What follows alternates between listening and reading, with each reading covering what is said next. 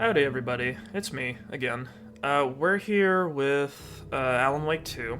The new DLC, The Lake House, recently came out. So I just wanted to. Normally, I'd start you guys on the main menu, but I just kind of wanted to highlight something. I feel like this is just a complaint. I'm sure this DLC will be fun, or at the very least, will be more Alan Wake 2, which will be fun if confusing.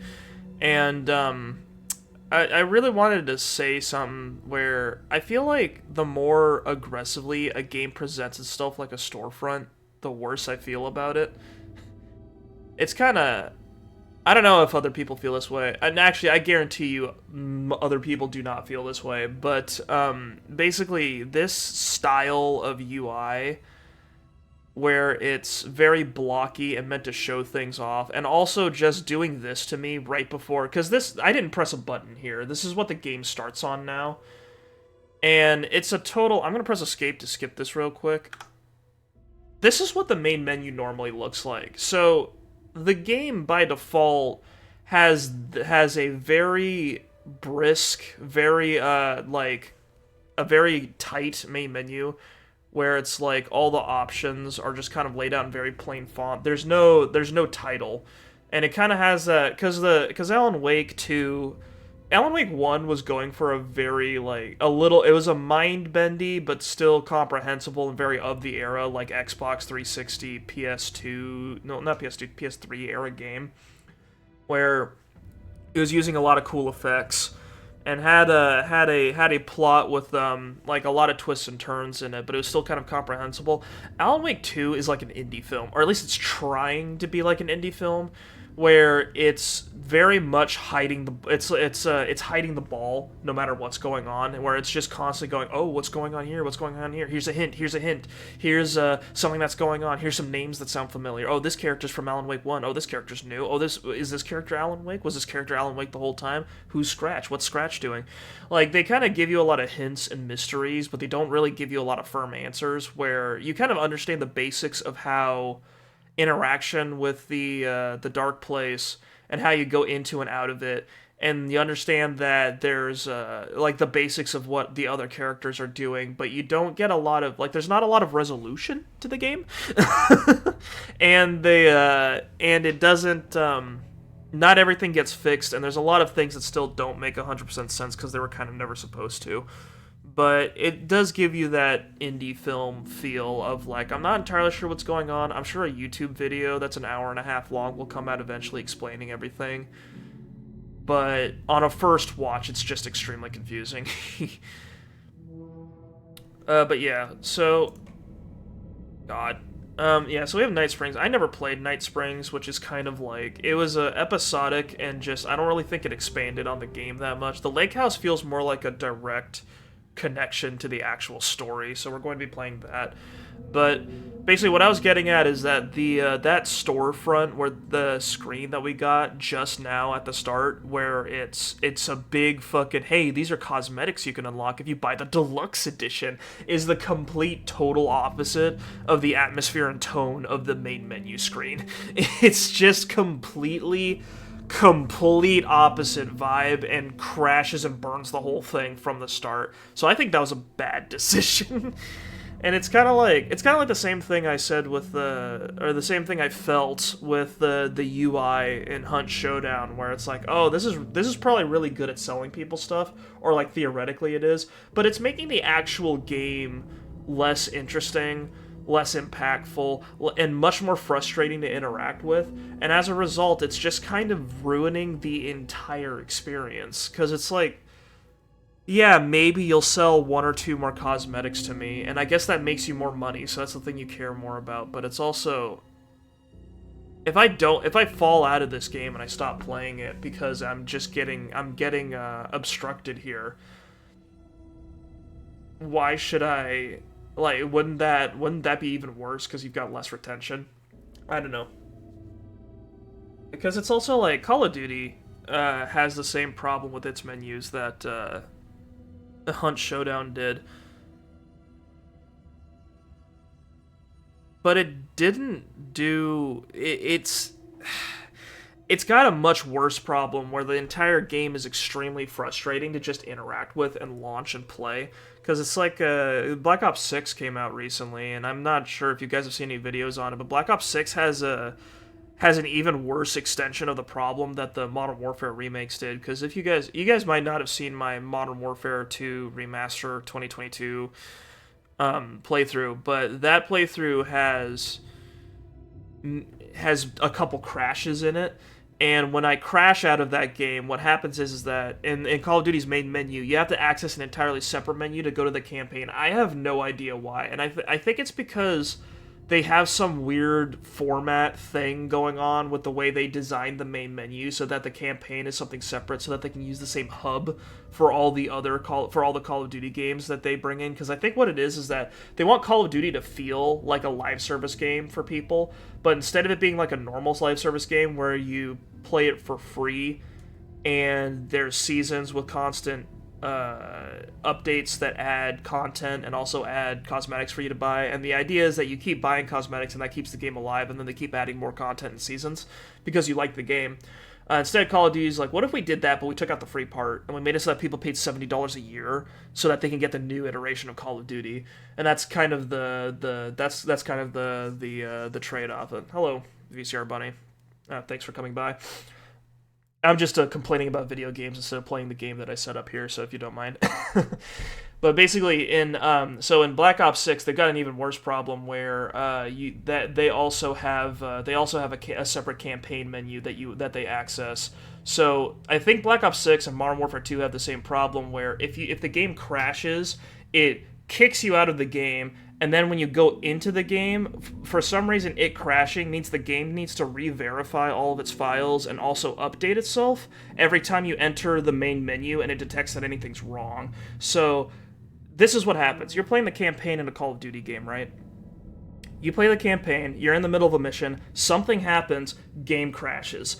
The game crashes, you end up out of the game, and then you have to launch the main menu. Main menu tells you, oh, hey, we detected that a crash happened. Yeah, I wish games were just games again, too. You go into the main menu, it says, hey, we have to update and verify your files, and then it does that real quick and says, hey, after we update your files, you need to restart the game. So you have to restart the game to get back to the main menu. Then sometimes it has to re-download the shaders. Then you click on the campaign button, and the campaign is a separate menu and a separate launcher. So after you click on campaign in the main menu for the game, you have to restart the game again, and then you get back into the campaign, and then you get to go back into the mission that you were just in. So you have to go through like 3 menus, and you have to restart the game twice to get back into the mission that you were just booted out of. And I remember going through that like twice, and I think I said to myself, how did this happen? How are we going backwards? This was never a problem in video games before, but it's a problem that has been invented for now. I don't know, it's insane. Anyway, back to Alan Wake 2. Yeah, basically what happened, Bunny, since you weren't here earlier, I saw the Alan Wake 2, now when you launch it, it gives you a big screen that says, hey, download the deluxe edition now, instead of just putting you right on the main menu, which completely kills the atmosphere. So I was like, oh, this is happening, and that just kind of set me off on a tangent. This town sees way more altered world events than most. Cool, the audio's already fucking up, that's sick. That's sick. A matter of time before the lake acted up let me restart. After the AWE in 2010, the FBC's research department set up a facility, the Lake House, to study the threshold and Cauldron Lake. We're okay. We're solid. Contain the entity inside. Your tax dollars at work. My tax dollars at work, paying for these advanced camera angles. You see it so many times. Before I even knew you were on this case, Saga. Yeah, I think that's what happens when all the TV series and all the games start taking notes from each other. They just start doing the same thing. Hope they could spare some help, maybe give us some intel on the situation. There was a horror series that came out recently. I think Markiplier partially funded it, and he's also the main character.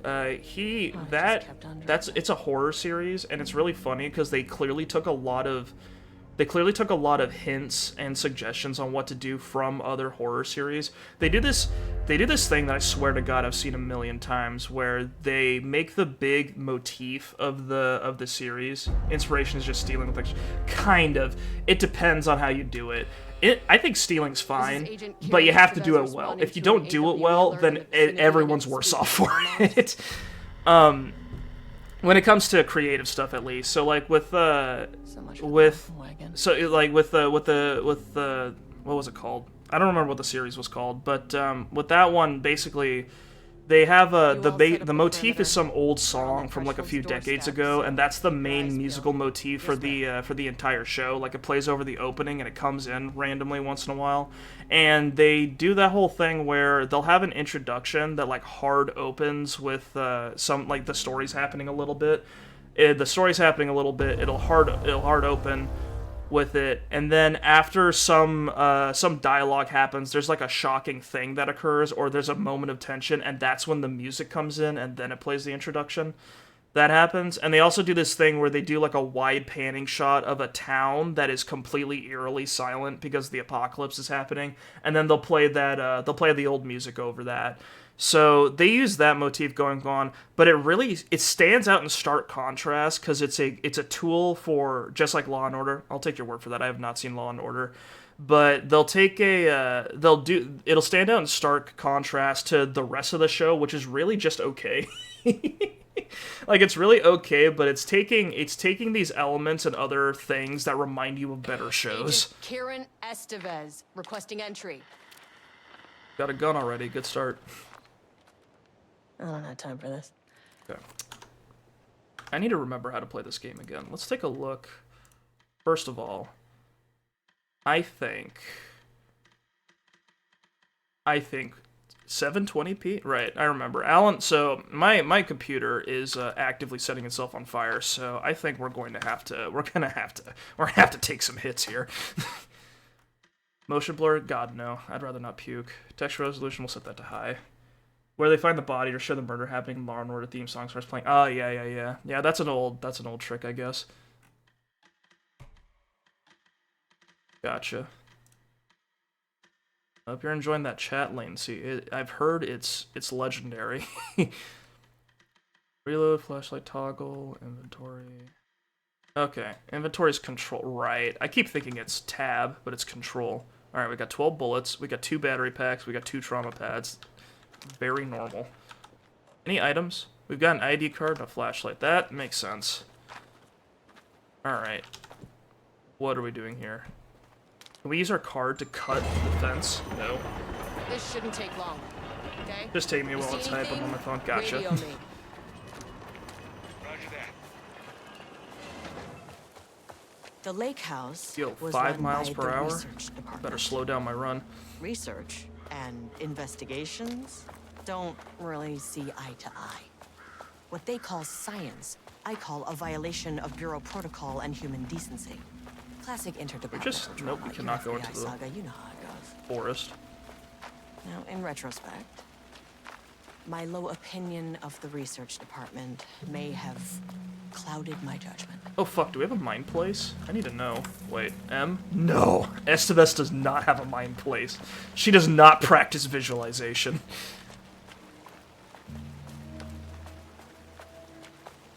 Honestly, it'd be cool if you had characters in a game that had that sort of mind visualization. Why does this forest look like the inside of a smoker's house? This is the Pacific Northwest, so I assume that's the marine layer or the fog or something. It's just very wet out here, is the idea. Hello? Moshi mosh. Agent Kieran Estevez. Kieran is in the house. No one wants to check the individual carrying a firearm into a restricted government facility? No? We're gonna have to choose someone out here. Okay, well, it was definitely going in the report.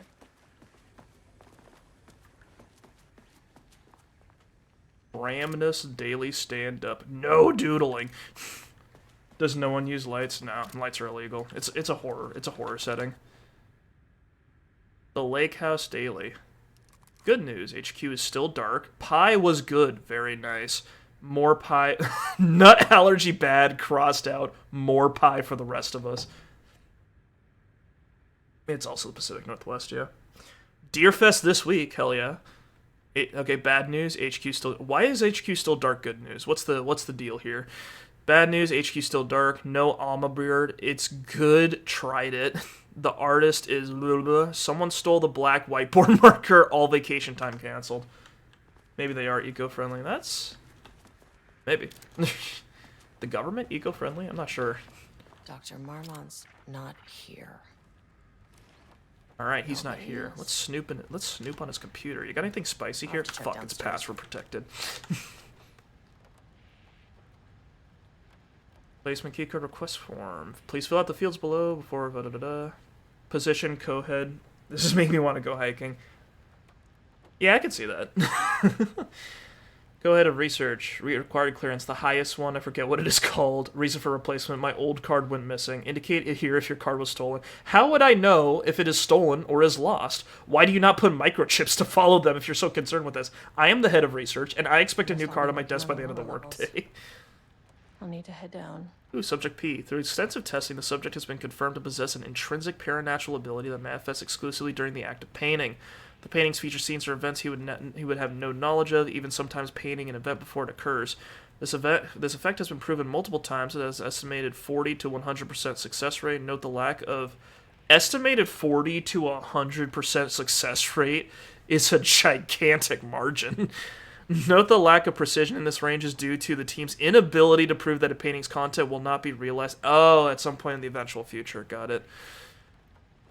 Man, I should read more before I make conclusions.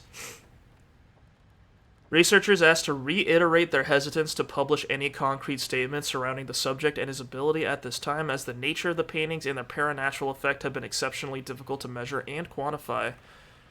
Conclusion: the subject is suspected to be a Class 2 parautilitarian, though additional testing will be required to confirm this. At this time, his ability is not believed to be a direct threat to himself or others and can be controlled. The nature of his ability is to show current or future events via the art he creates, but the extent of this forecasting cannot be determined by researchers with any high level of precision. Unlike the art created by Alan Wake, there is no evidence the subject's art is directly manipulating reality via the shadows. Stuff. Got it. Changing passwords, huh? Okay, passwords are 6 digits long. Okay, I assume this is a hint here. So, effective September 13th, all computer passwords must be reset daily to address security concerns. This may be an inconvenient change and lead to difficulty remembering your passwords. We recommend using a permanent set of digits as the beginning of the password, followed by numbers that change daily. Try using significant personal dates, coordinates, etc. Do not use birthdays, the current date, phone numbers, etc. Please also remember that for the time being, passwords are not to exceed 6 digits. Thank you for your compliance. Let's give 9/14/2023 a try, and then looks like permanent set of digits as the beginning, and then numbers that change daily. So I'm thinking, though most famous for acting, Hedy Lamarr also invented in her free time. She patented a frequency hopping device for torpedo guidance systems at the age of 38. And 38 is bolded, so I'm assuming it's like 3/8, and then it's like September 14th, right? Come on. Nope.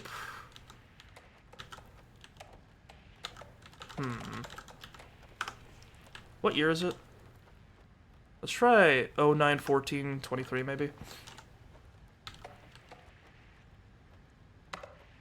Oh, cool, I can use my keypad. 09/14/23. Nope.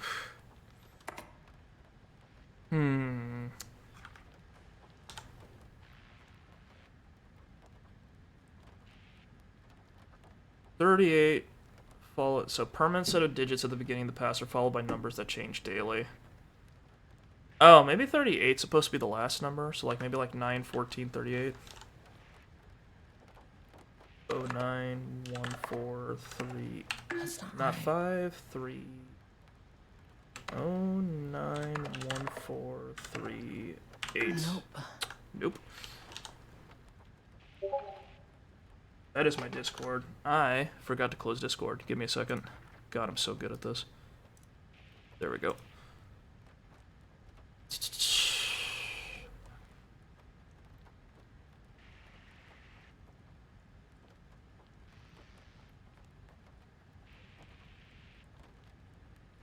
I'm not actually worried. I'm just joking. My style of humor is commenting on how insecure I am because that's a good way to avoid offending people is by making fun of myself, which everyone on the internet does. So it's good. The most acceptable form of humor.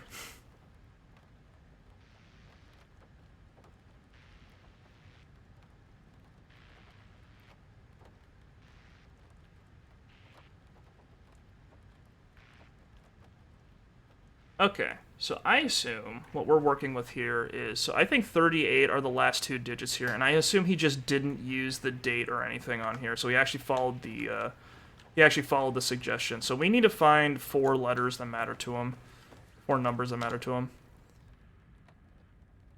Doctor of Applied Science. Hang on. The appointment will be shared with from Dr. Casper Darling to Dr. Marmont. Appointment as facility head. The senior leadership of the Federal Bureau of Control has determined to appoint Dr. Jules Marmont as head of research at the facility at Cauldron Lake, Washington. The appointment will be shared with Diana Marmont, effective upon the facility's completion on July 18th. Okay, so what? It's 07-1838. That bodes well.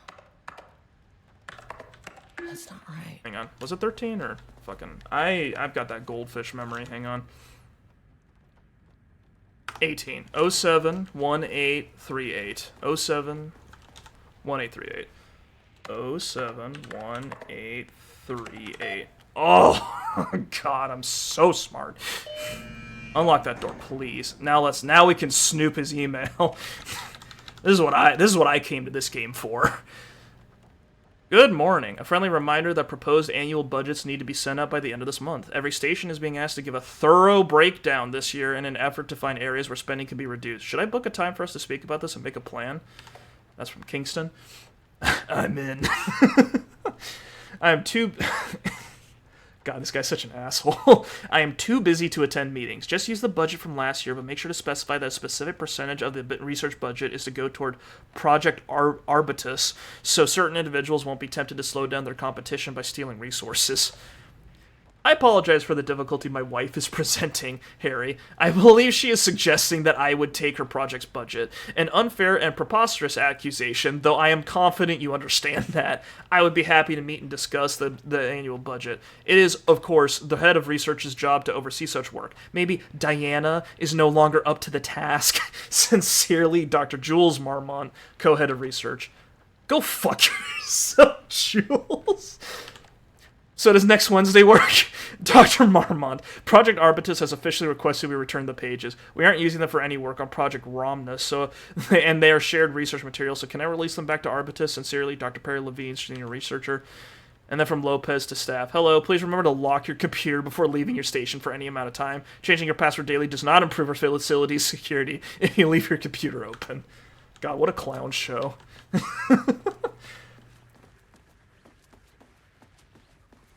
That's handy. Oh, Epic a map. Okay, how does the map work? It's literally just a map. What an idea. Okay, well, we don't have to render an entire room, I think, to open the map, so it's very fast.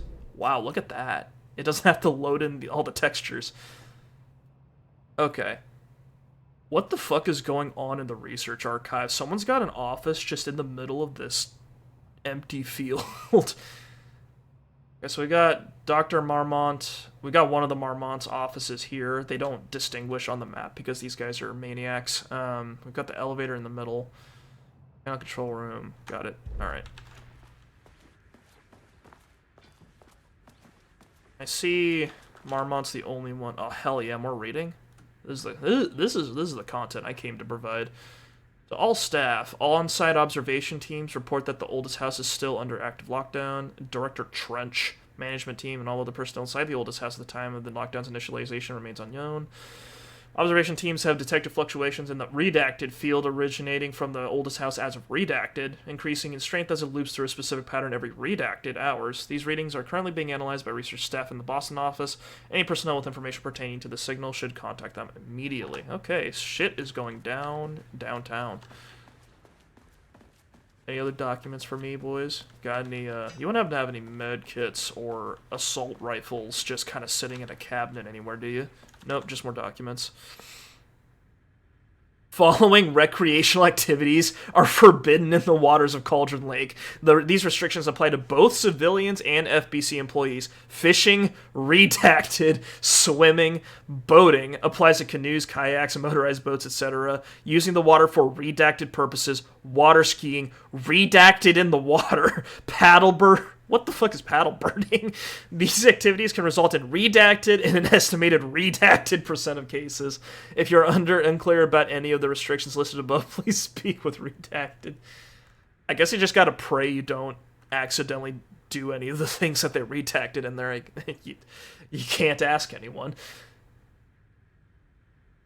Background: secret risk security reason security operation was performed among citizens of Bright Falls and Watery. Goal of this operation was to ascertain public knowledge and opinion of the lake house and its operations.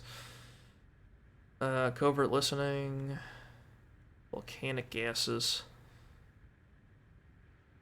Security personnel will continue to monitor youth chatter. Youth chatter. If the rumors continue, disseminating a cover story may be required. Perhaps even fabricated signage for an American Volcano Commission type institution. Ah, cool. Fake organizations that all work for the government. I'm sure that'll help the general sense of paranoia in Bright Falls. Another exciting day here at the Lake House. Oh, I'm ready, Jules. Dr. Diana Marmont. Oh, she's not into it. We are the heads of research at this facility.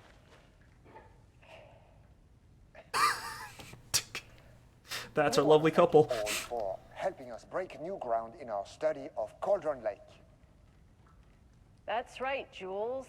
But don't let our exciting work in threshold regulation and dimensional coupling keep you from observing the proper safety protocols. You said it, Diana. We run a tight ship here at the Lake House. So, always remember the 3 S's. Safety, security, and censorship. Hell yeah. C. It's a C.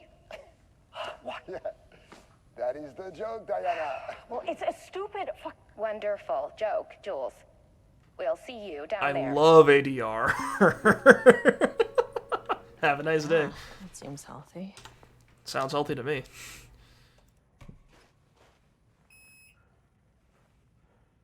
Let me clear the chat real quick. This like, do I like refresh it or yeah, it does. Okay, got it. All right. I guess we're going Access denied. Okay. Nope. Well, you are not keeping me out. What? Access denied. I need a key card with clearance. Ugh, this key card isn't gonna cut it. All right, we need to steal someone's card. I don't know why the frame rate's suddenly trash. Give me a sec. Hang on. Hang on. Hang on. This doesn't make any sense. I think I alt-tabbed one too many times, and now the game is on fire. Alright, whatever. We'll figure it out. It's Alan Wake 2, baby. Hang on. Graphics. Did anything change? No. We've got DLSS upscaling. I turned down some of the stuff. Maybe we can turn down shadow filtering detail. Maybe that'll help. I'm sure that'll fix all my problems. Let's just not ray trace for now. Interesting. What's the problem? Okay, I'm gonna save real quick. Wait, I can't. Okay, it's like it's definitely a Streamlabs issue, cause it's fine on my screen.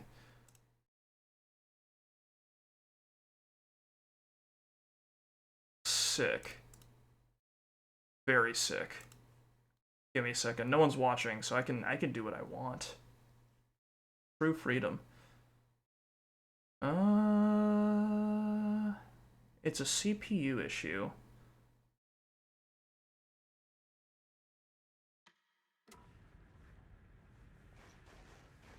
Cool. It randomly fixed itself. Got it. Very nice, very nice. What I like to see. Okay. Is it... What's the button? Okay, E is to take out your flashlight. What was the button to... F? E? No. Okay. We'll figure things out.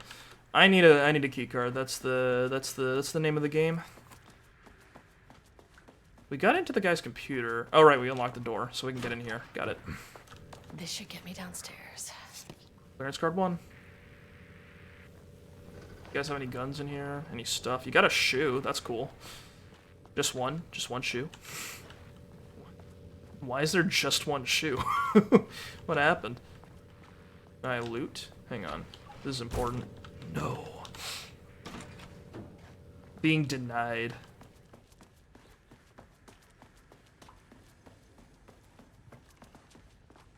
Ramnus. I love Rammus. I love when I love characters that require the enemy to kill themselves. Alright. I can go to all 3 of these As floors. soon as I got in that elevator, my bad news detector started going nuts. Estevesta team, something's going on in the lake house. I want all nearby agents to. Oh shit! I guess it didn't matter which floor I picked. Oh, very cool. Agent Estevez, what's your status? Spooky. That's my status. Breach detected in sublevel 5. Ah, that's welcoming. We have a situation in the lake house. situation? All agents converge on the facility now. One way to put it. Ooh. There's our boys. Belay that order. We're in the dark place now, I think. Where's the fucking elevator? Everything's been splattered. Map updated with what? Oh, sick. She put her... Okay, so instead of a mine place, she puts her notes on the map itself. That's great. That's good. I like that. Marmonts, where are they? Experiment in progress, probably downstairs. Need to get to sublevel 5. Lake House, AWE. Project Ramnus, led by Jay Marmont. Involves paint or paintings and a para-utilitarian. Project Arbitus, led by Diana Marmont. Wake manuscript pages, Alan Wake involved. Okay. So Diana's working on the Wake manuscript, and Jules is working on the paintings. Noted. This is cool. What the fuck was that? I think I rebound the flashlight button to mouse button 4, so we're just gonna use that one. Shit is now properly going down.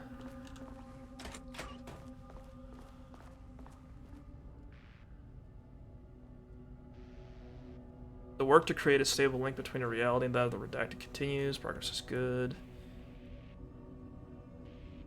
Yeah, this all looks like just lore. I want to know what's going on, but also, like, one thing with games is that they tend to add more random little lore bits than they need to. And reading them can be a bit of a hassle, especially since it kind of breaks up the Jay action and doesn't the do a damn tension. thing without power. Oh, it's our guy. It's him. Darling. Darling. It's been a while since I played, Control. Any bullets in there? I hear this game still does the thing that the main Alan Wake the main Alan Wake 2 game does, where basically you're what you loot, it depends on what the game thinks you need or deserve, I guess. And one thing that's kind of funny about that is the sometimes it's not correct. So you'll be really low on health, but not so low that you start getting health items back, so then you'll be like deprived of them when you actually really need them, which can be frustrating. We need power.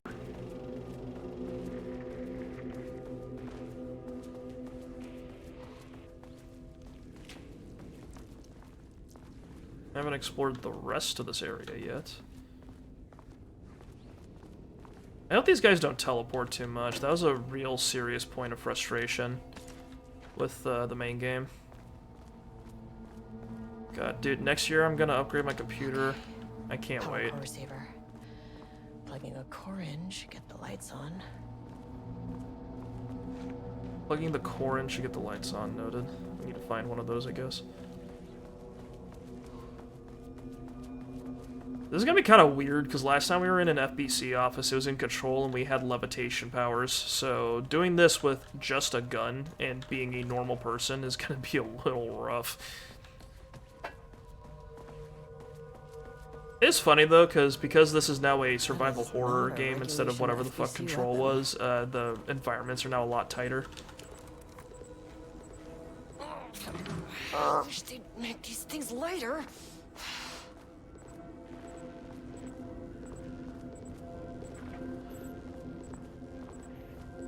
The way I saw it, there was only one way out.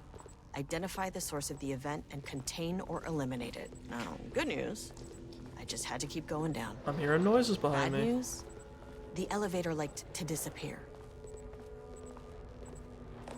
I'm surprised the FBC agents are equipped just like FBI agents. You would think they would have some weird extra stuff going on. I guess like training and the mentality that they have is different, but you think they'd give them like, I don't know, a bunch of random crap for dealing with magic. Turn the receiver.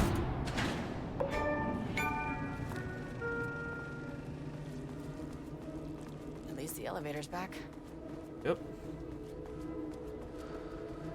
So there's a gun back here. It's a device. It's safe to say it's a device. I think, Can't open it from the side. I assume we need to just hit that switch that we saw earlier. That's the way to go. Oh, guess who got a spooky text message? Let me check something really quick.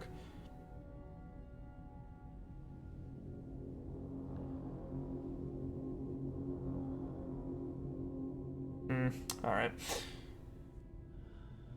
Sorry, it's something happened to me this week that happened to me a couple weeks as well, where there's a little project I'm working on. Not a little project, there's a thing I'm working on, and I need... This looks like a face if you look at it from a certain angle. It's kind of weird. There's a project I'm working on, and it's another big deadline's happening today, and I've been texting and emailing people about it, so it's been a little frustrating. Because a couple people disagree with me on something. It's not a huge issue, but it's I don't like that. Not a big fan.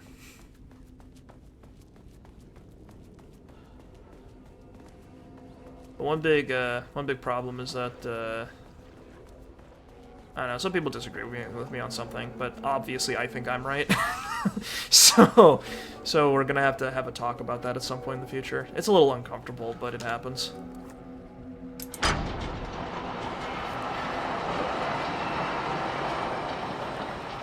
What the fuck did that do? Okay.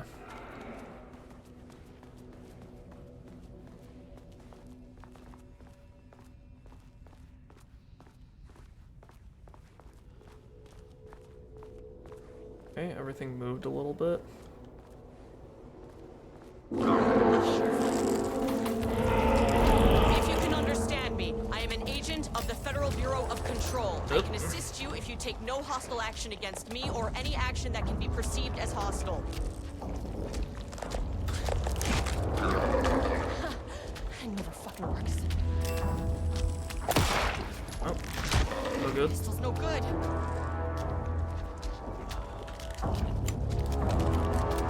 Okay, what can we do about this situation? Pistol's not working. It's also not deflecting like Darkness would. They've got some other thing going on.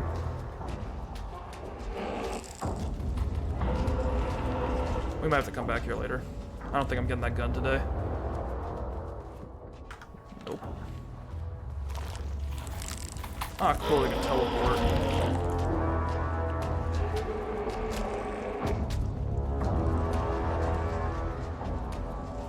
There anything we can finagle with before I lock myself? Ah, cool, this is a dead end. This is a dead end. That's really nice. That's really good. I appreciate that. Take a swing. Move. Okay. At least these guys are a little slow to attack.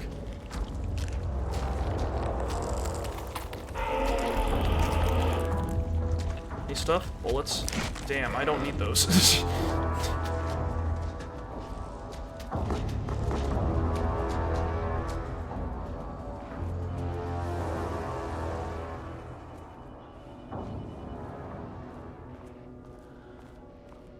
Oh, they don't go where there's no paint. Okay, interesting. Bingo. That keycard's gonna get me to sub-level 5. Fortunately, Jules' keycard went missing last night. Huge shame. On an totally unrelated note, I now have a level 3 clearance card in my office, plus a lot of Blackrock. Been grinding the Blackrock down to a powder and stashing around in case any gets confiscated. Next steps, weapon tests using Blackrock powder. If successful... I can't scroll on the thing, so I have to read this handwriting. If successful, maybe send ship schematics to offsite teams. Could lead to a transfer out of this shithole. Need to think up more applications for Blackrock now that I have some. There was a researcher at the OH who had tons of ideas like this. Wish I could remember their name. What's this? Oh, there's just a phantom, like, F prompt right where the core used to be.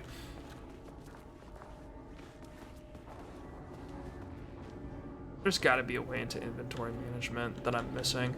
I want to know, because if that gun can help me murder these paint dudes, that'd be really nice.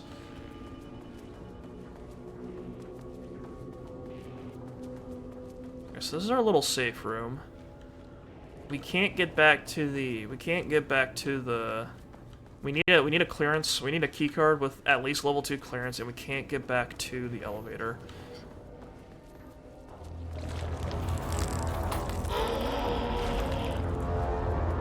What's over this way? Oh, this is the elevator. What the fuck were those things? I didn't just lose access to that gun permanently, did I?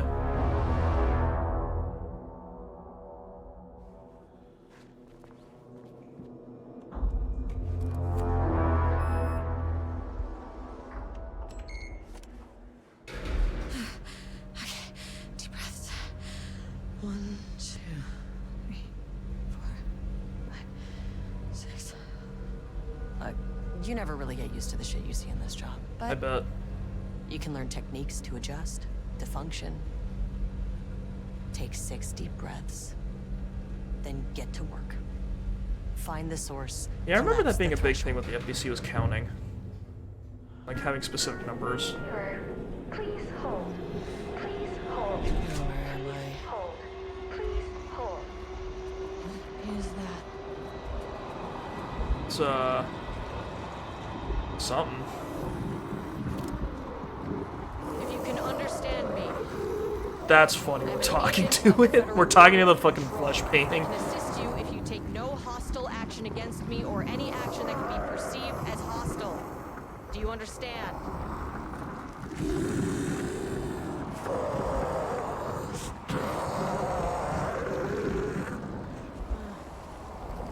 Well, I'll be damned. So what kind of entity are you?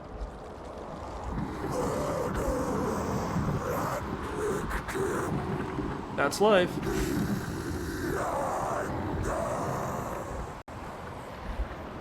What you angry about, partner? Speak. That means you probably imprinted on a person or retained some of your former self's information. Previously human, maybe? Okay, I can work with that. I just had an unpleasant encounter with some other painted individuals. Any relation? Okay.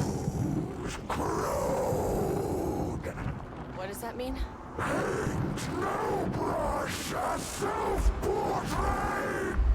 Okay, hey, calm down! Chill, brother.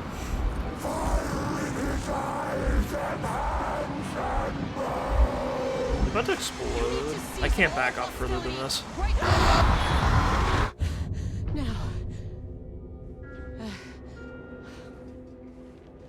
Well, he turned me around. Bad news? That thing is really pissed off. I assume we're doing what the developers news. want by going one at a time. It didn't try to kill me. Baby steps. Baby steps. One thing at a time. We're learning. Angry living paintings are not typically on the Cauldron Lake bingo card. But something different was happening at the lake house. I wonder how busted it would be couldn't if you had let one it of those escape. hand crank flashlights in the Alan Bright Wake world. Falls didn't Like need you this didn't need to rely on particular batteries, you could just cherry crank on it. its already shitty Sunday. Sublevel 3. Alright, what's going on here? How's our map looking?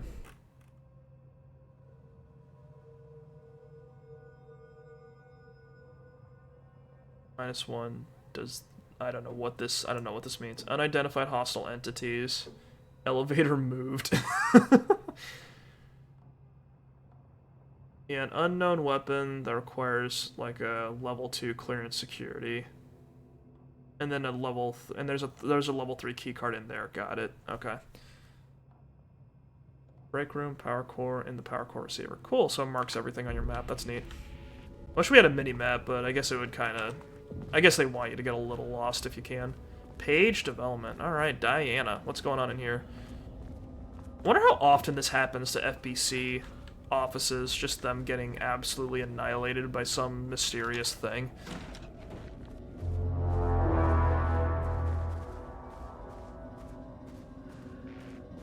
I wonder if maybe Alan Wake's manuscripts interacted with the painting guy and that caused this problem.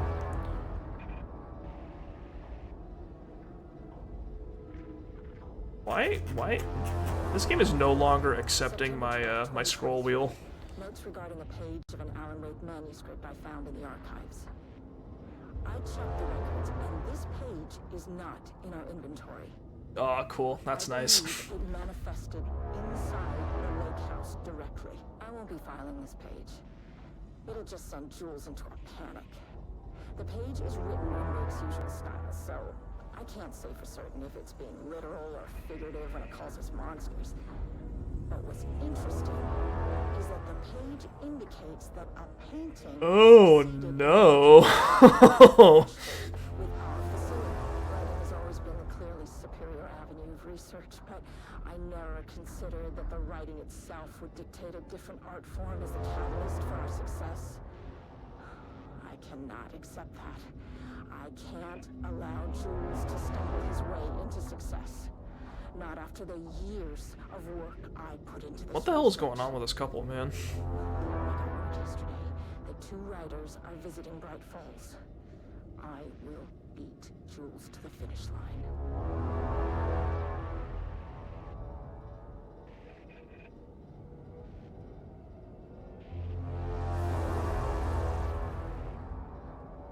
Okay. Diana and Jules Marmont had once been a team. Rising stars in the Bureau, both talented in their own way. Diana innovated and Jules got funding from the bureaucrats. Cooperation led to respect. Connection. Then after a decade of hard work, the happy couple were promoted. Co-heads of research. Their first years at the lake house were good. Challenging, but not insurmountable. Not for them. Gradually, thoughts fell into their heads like drops of dark water. Why does she get all the credit? Why does he get any credit? With that, a crack formed in the lake house. The Marmonts and their work became arrogant, erratic. The crack widened and the water seeped in.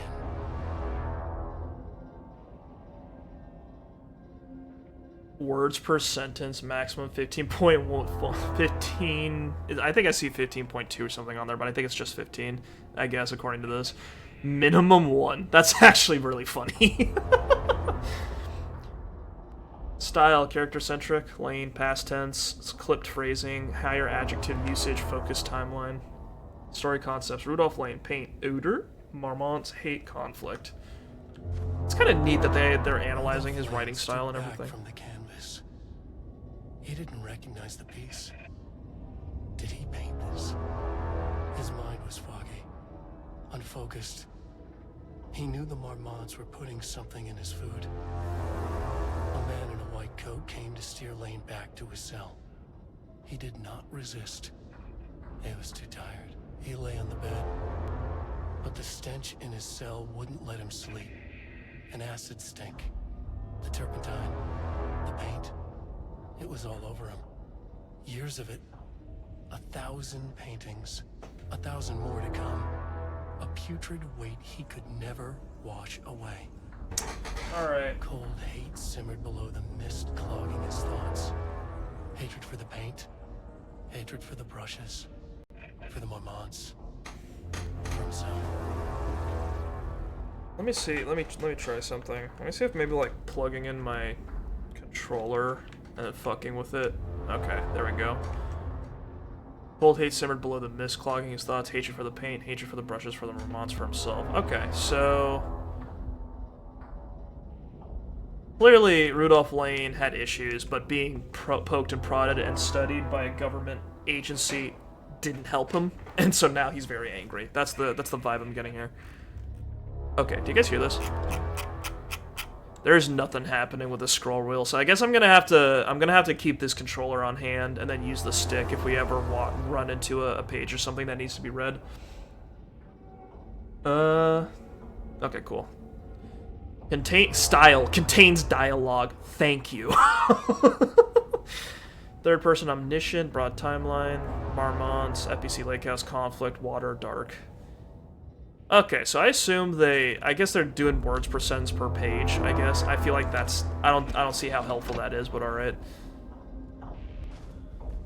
I'm gonna have to, I forgot I had to do this with we need to turn down this music. I like it, but it's very loud. Is there anything we have no, we pretty much covered everything.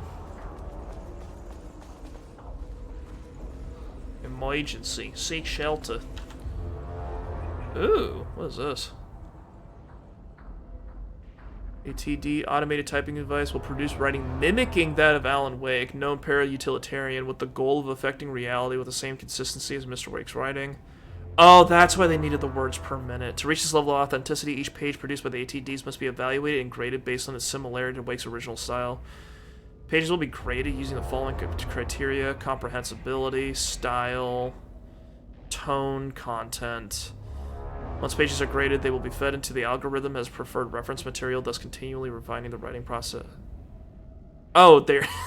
Oh, it's like a what is it? It's like a manual or an analog version of AI. It's literally like it's analog AI. They're trying to feed Alan's writing into these I don't know if it's they're supposed to produce it. It sounds like they produce it on their own.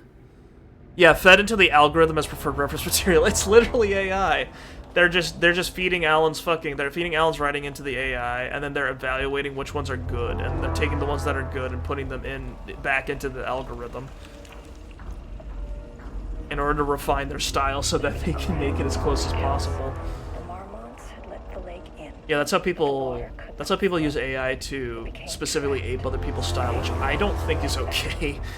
The truth was controlled here. The art was not art. That's nasty. Just content for the experiment.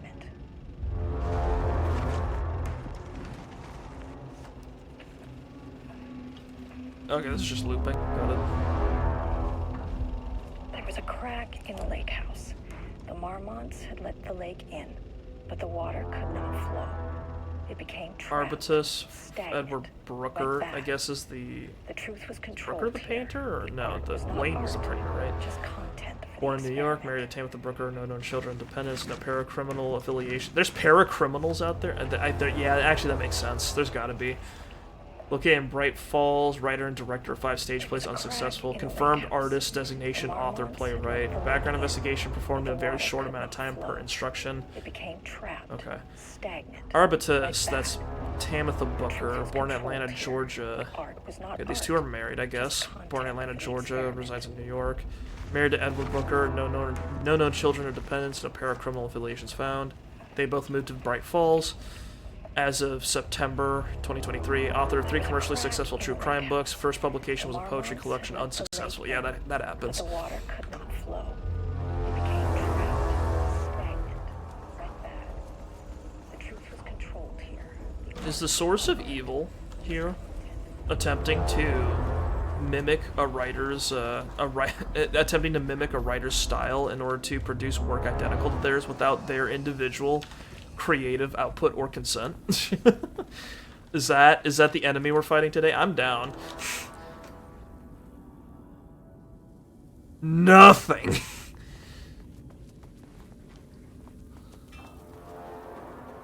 That's actually that's really funny that they put that in. It makes sense. No, not typewriters. Don't let this be what I think it is. As you know by now, typewriters and Cauldron Lake do not mix. And a room full of them all clacking away. 100% bad news. So we should shut these off. And they somehow they're somehow still working.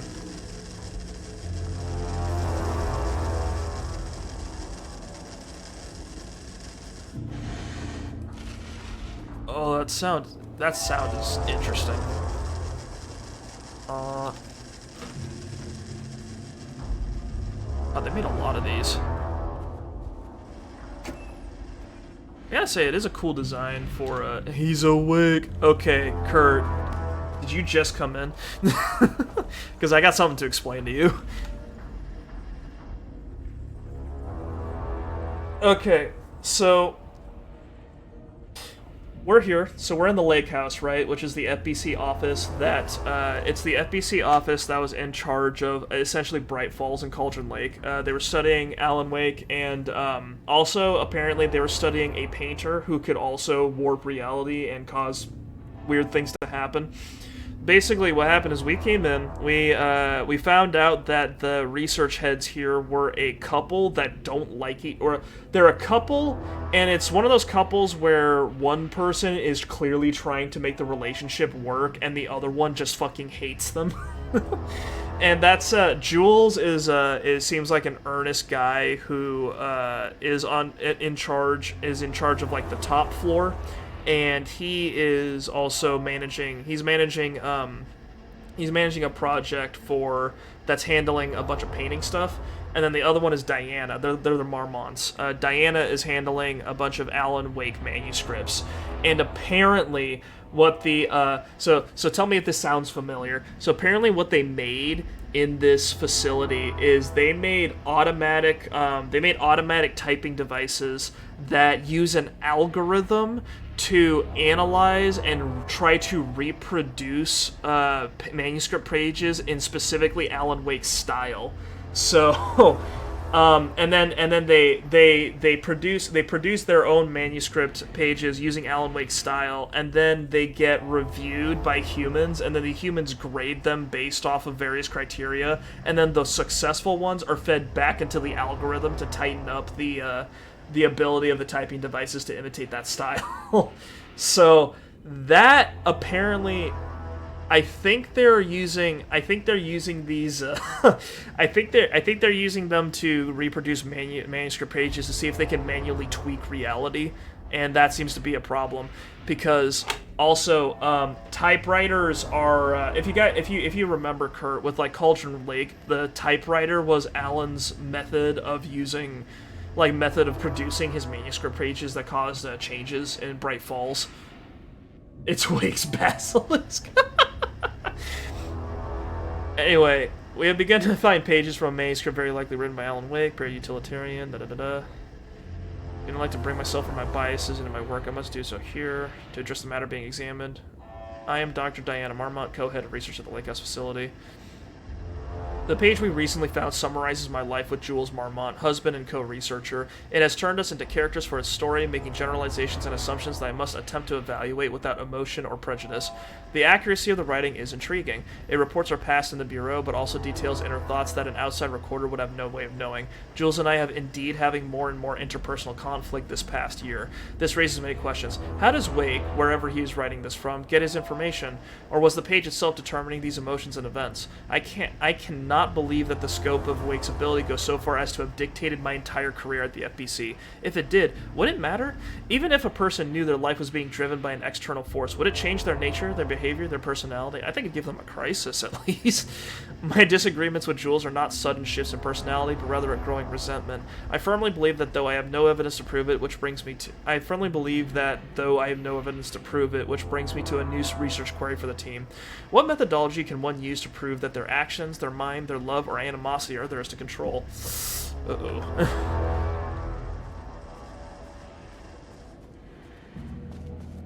I think it would make me hate my job for sure. Oof. Yeah.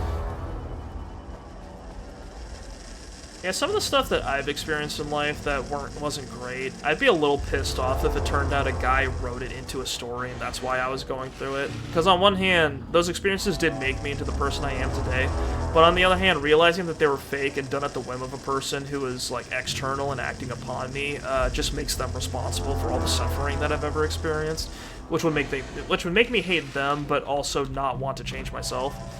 But I think it would give me like a little bit of a crisis.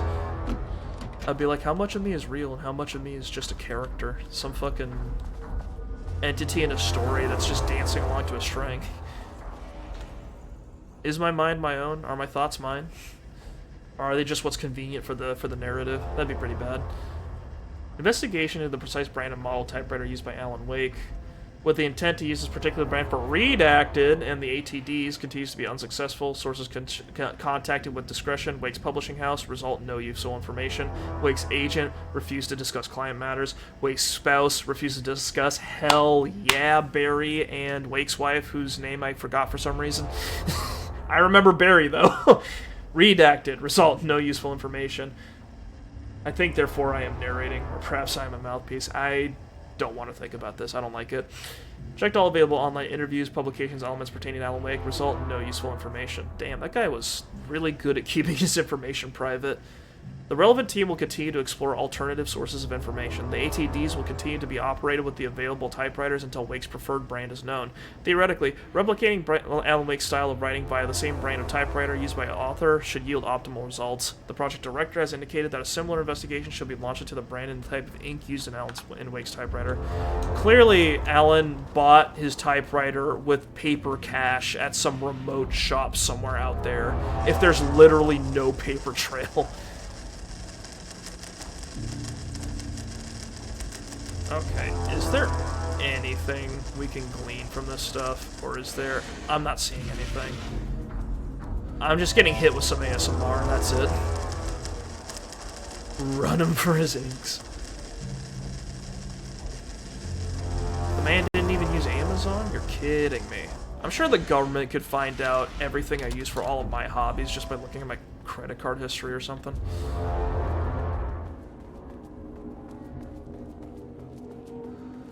Ah, cool, dead people. That's a good sign. Shit. A shotgun? Never say no to extra firepower. We haven't even killed anything yet. Alright. Did this shotgun do this guy any good? He still died. He's got pigments on the black market. Spatial recurrence. Usually observes the law of 3. This contrived overlap rebounded on itself, compressing, compounding, reflecting, and refracting. An urban legend and a murder in constant imbalance, cause and effect hopelessly tangled. I actually really like that this is we're experiencing a freaky mind-bendy scenario, but we're doing it with someone who kind of knows what they're doing. Like, they're not 100%, but they know basic stuff like, oh, this follows the law of 3. So you would know, oh, if we go through this 3 times, something will happen to change it.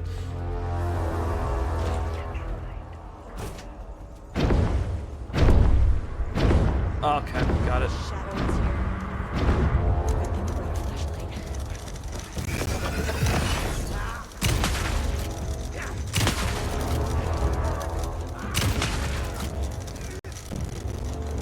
Wow, that man is tough. God, this audio's fucking up. This game's hell on my CPU is what the issue is.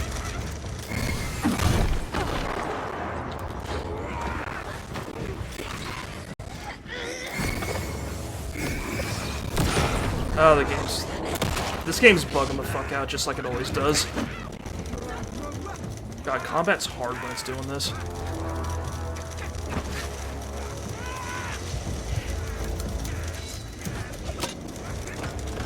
Okay.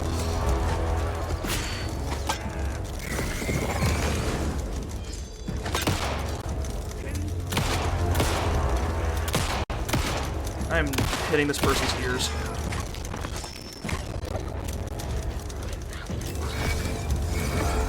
God, I'm absolutely fucking this up. Can the frame rate stay stable for once, please?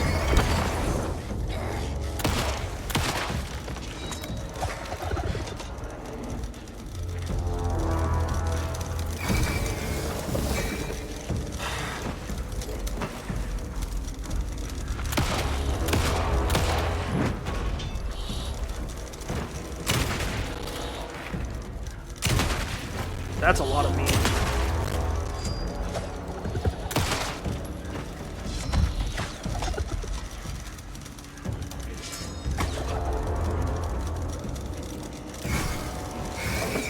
Can you stop dodging the second I start? I'm using up so much battery on you, dude.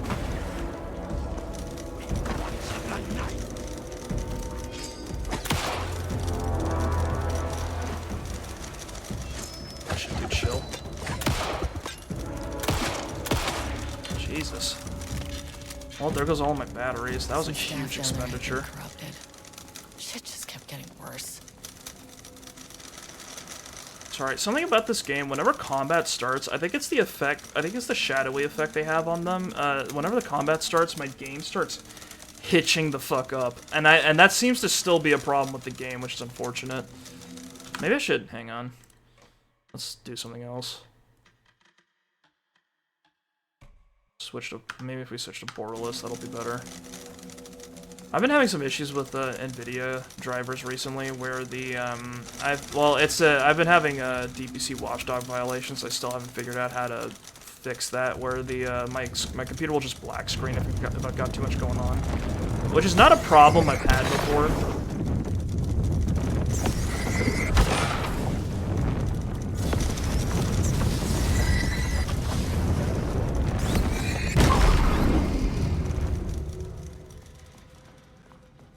Hang on, so if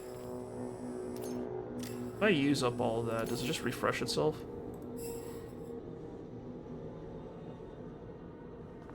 No, it doesn't. Okay, I need to be in like a bad situation, I guess.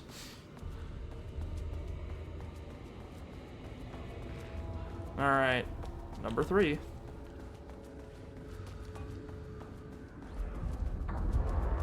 Loop 3. Should be the last one. Alright, batteries, 12 gauge, solid. It's like he's warning us. But about what? I mean, what does it mean? This page. A flare! Hell yeah. Away from the work on Wake's writing. Very funny to see the scientists messing with things beyond the control and average person trying to figure out what's happening on a conspiracy board. It's very funny to see them both being handled by people whose job descriptions are basically a regular if spooky day, yeah. Games need to be like 500 megabytes of RAM most. Yeah, I think the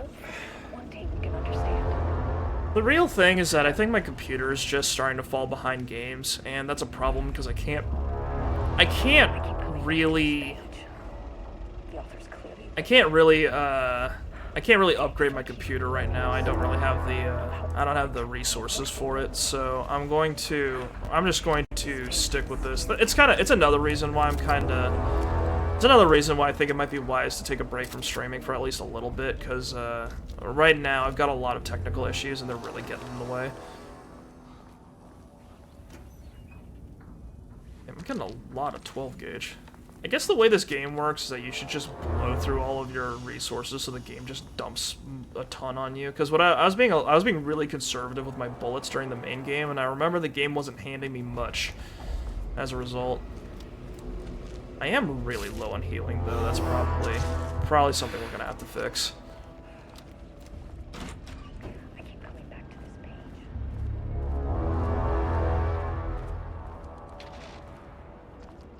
All right.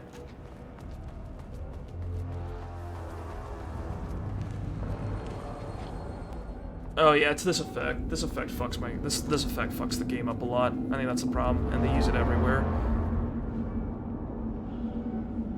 Hello?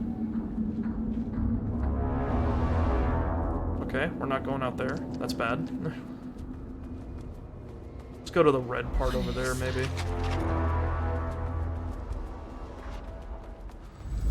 Something wicked in the distance.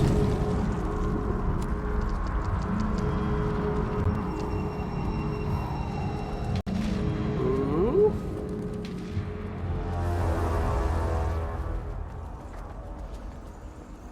Ugh, locked. Maybe there's another way in.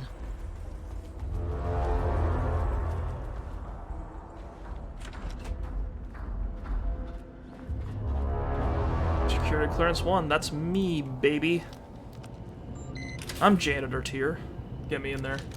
You and your shadows are non-Euclidean reality, giving me non-Euclidean frame rates. Alright, there's a core right here, which we're obviously going to need for something.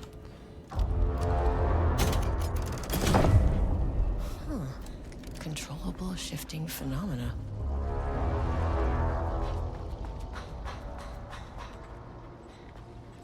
Won't open without power. Interesting. Okay. One thing, I want to comment on something. One thing that's really funny about this game is that your character holds all of the guns in one hand, right? Which makes sense if you've got a pistol, but for a shotgun it's a little weird, but it makes sense because your character's holding a flashlight and then they steady it when you aim, right? But the funny thing is that when your character puts the flashlight away, they don't shift their hands to holding the shotgun with two hands, so now she's just walking around like this, which looks a little goofy if you ask me.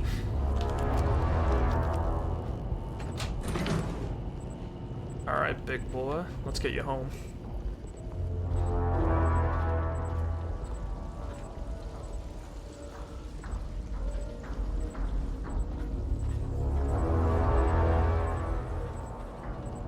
Unhinged hunter behavior. This is how I know I'm ready for the woods.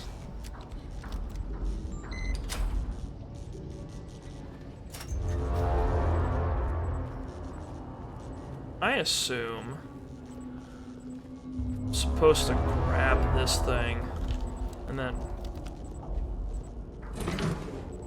put it somewhere else. Can I just put this thing down at some point? No. Okay.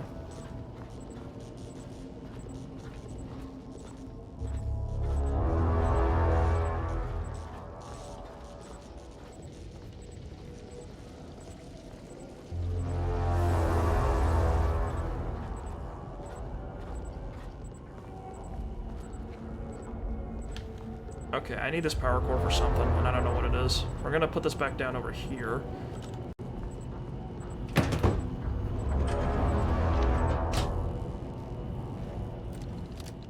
And turn the lights back on.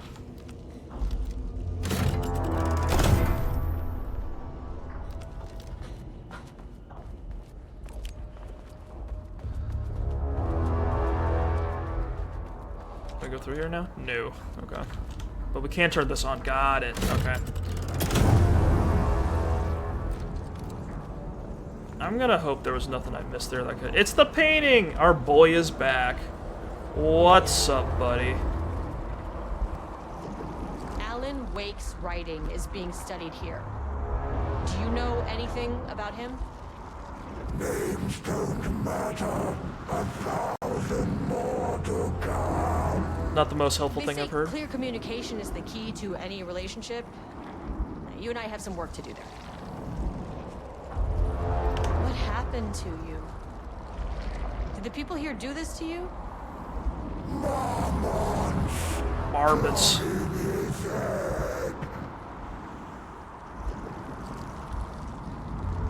It was the drugs. The Marmots said fed him drugs, Marmots and then he was before. like, I can't do Did this. they do this?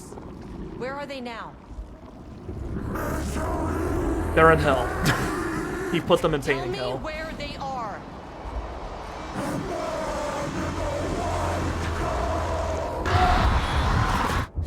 Christ. the painter drew that, you know that painting of, like, I think it was Prince Charles or something, some British royal, and he looks like he's in some kind of fleshy hellfire.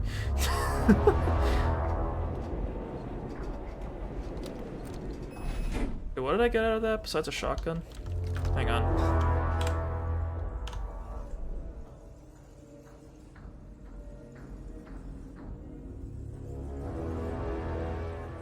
Where the fuck am I?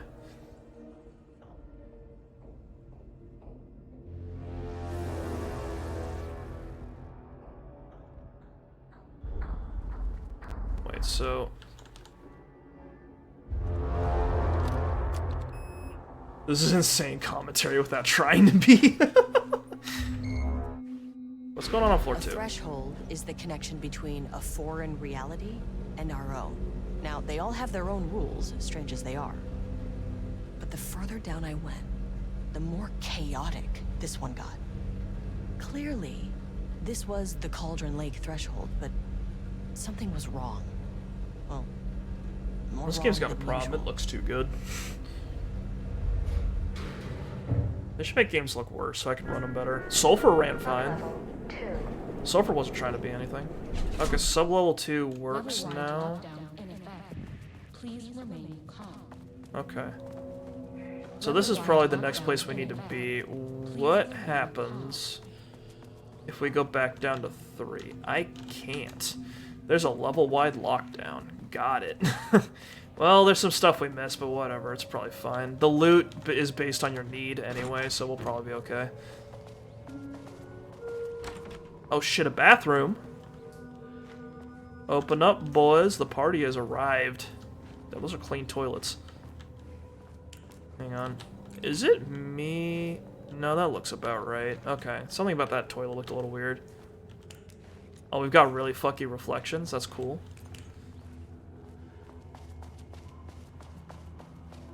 I've evaluated the toilets. They are acceptable. Not exceptional, merely acceptable. Yeah, this is probably what would have happened if I opened all those other containers. I would have just gotten nothing. I'd really like a healing item. That'd be cool. Hey there, partner. I think this door is locked, so I'll see you later.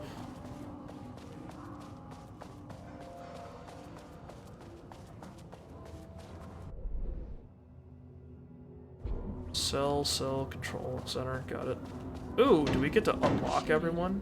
Hell in a cell. Hope that glass is thick. Won't open while the floor's on lockdown. So we lift the lockdown, and then all hell breaks loose, and then I take a lot of hits I don't need to, and then I die because I don't have any healing items. The last 3 containers I opened didn't have any. Okay. And also, the second these guys attack me, the game's gonna start running at like 3 frames a second. Holy shit, look at this poster. Dr. Marmont here to remind you to put in 100% effort today. That's really nice of him to only ask for 100% instead of 110%. I feel like I feel like there's been workplaces I've been at in the past where they're like, you need to give 110%. You need to give more of yourself than there already is. We have decided not to acknowledge that you are merely flesh, and instead demand that you put your entire spirit, your whole body, and 10% of another person's body into your work here. That's mandatory. Still no healing items. Can I just open the fucking first aid cabinet? I need it. Please?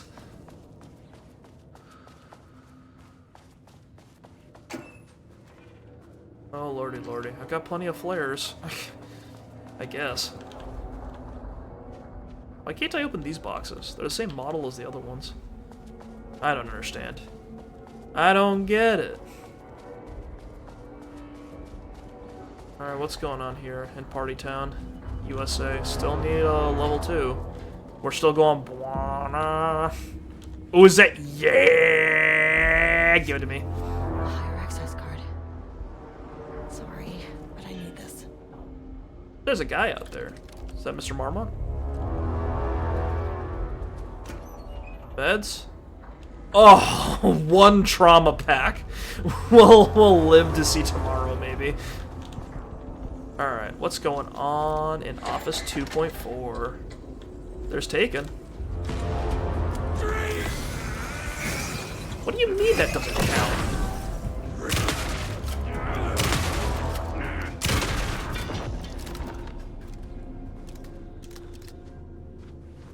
I wish the enemies dropped more stuff. It's 2023 September. No one marked the days off. Security and Technical Support Division. All departments update to computer password reset. Oh, same thing as we saw before. So not the date. Permanent set of digits is the beginning, followed by numbers that change daily. Please also remember that for the time being, passwords are not to exceed 6 digits. Got it. What other information can we find? Oh no, we spilled his blood all over everything.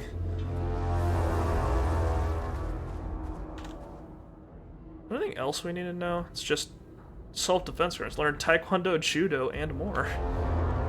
I heard that some martial arts are a lot more useful for self-defense than other ones. Like, some of them are a little impractical.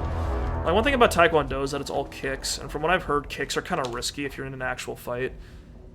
Oh, we don't need a password because someone left their fucking computer open. Tricia update. I just found out what happened to Tricia. Jules fucking fired her. I knew it. She was way too vocal in last week's all-hands meeting.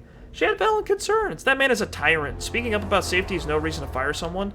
Can you believe this new password policy? What security concerns are they even talking about? We're a fenced-off government bunker in the middle of nowhere. I think they're getting paranoid.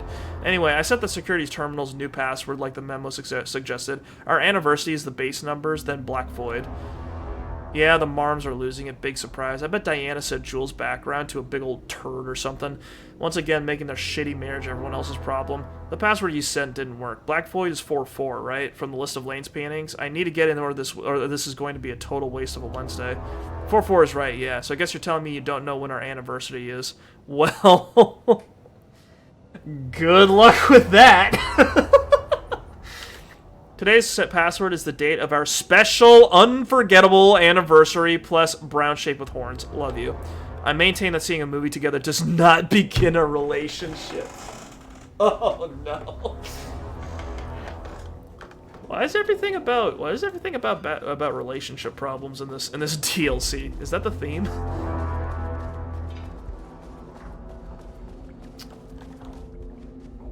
One sec.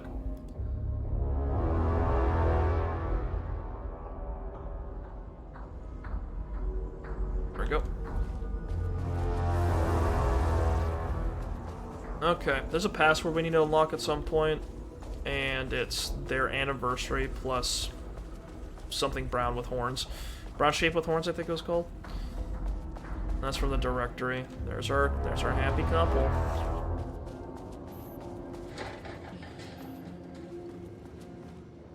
Okay, got it. How many paintings did they have this guy make? Painting session on Redacted, catalog of Rudolph Lane production, black circular shape Among Us, Montreal, empty road in the forest, yellow crescent shape on canvas, not one we're looking for.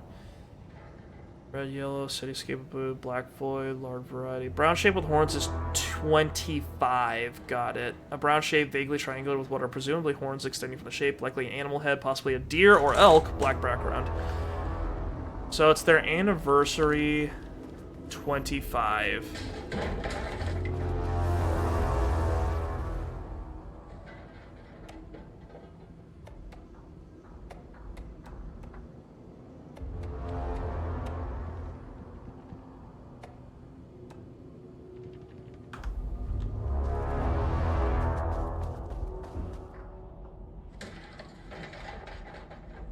Yeah, no clue. When is their anniversary? I guess we need to find their office or something, and then we'll find out.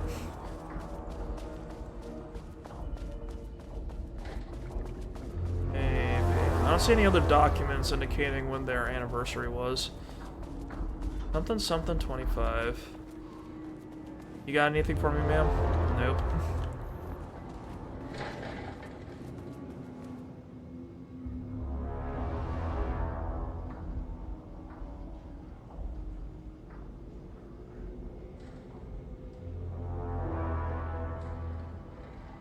I do like it when games have password guessing as a feature, and then it actually like requires you to look around and figure things out for yourself. It's engaging. I don't like it when I have a friend who's been, I mentioned this in a previous stream, but I have a friend who's been playing Veilguard, and Veilguard has this quote-unquote puzzle in the game where you pick up this fucking this diamond-shaped prism thing, and then you just put it down on a little dais, and then that builds like a little bridge for you to cross. Usually is how they do it, and most of the time he just has to walk like 10 feet for it. And it seems like, I don't know, I feel like that's like the most basic form of puzzle that you always see in games, and it can be a little weird. It can be a little weird. It can be a little basic, and it feels like sometimes they're just kind of, they're not treating you like an adult sometimes when it's a little too simple, and then they just spell it out for you. Like, oh boy, can't wait for another pencil. Oh, can't wait for another puzzle. What kind of brain bender do you have for me today? Oh, I have to walk around this corner and put the square in the square hole. Yay, I win. This is level 3 clearance. We can probably go get that gun now, honestly. Which we're definitely gonna need, but we have to clear the lockdown first. Yep, that's locked. Can't find any anniversary deets.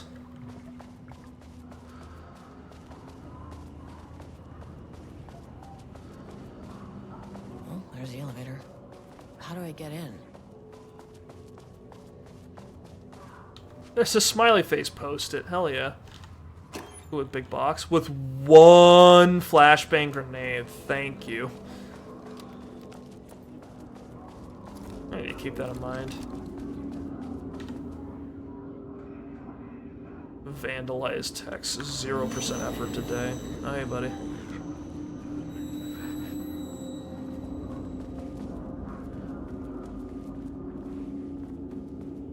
I wish I could, like, get at these guys one at a time. Alright. Clearly there's something in the room that I missed that indicates when their anniversary was, but I don't know what it is. I'm starting to get a little tired of this music. Just a little bit. There's a lot strewn about here. Can I like turn to like a previous day, or no, I can't.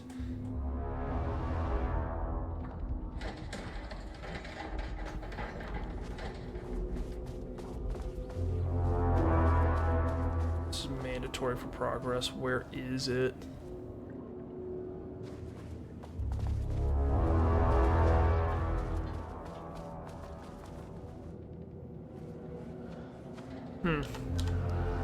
I'm missing something.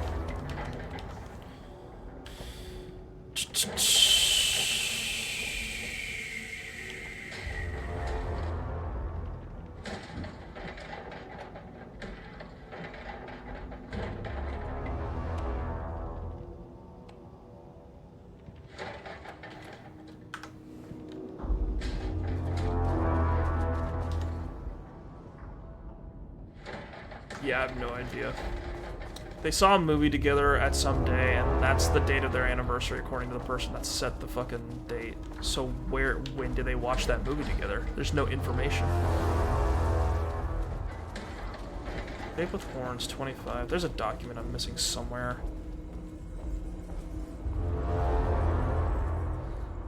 God, this is a weird point to be stuck on.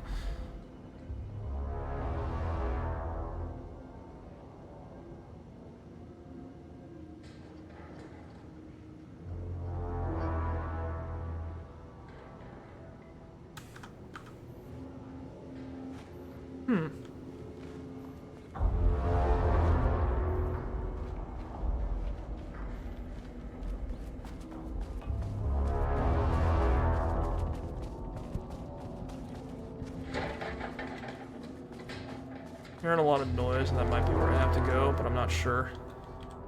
I haven't picked up anything that would indicate when the anniversary is. Where is it?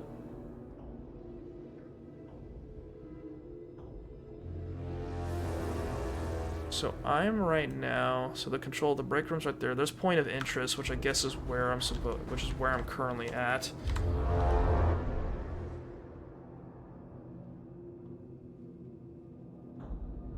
My location is not marked on the map by an icon. I just have to hover over it.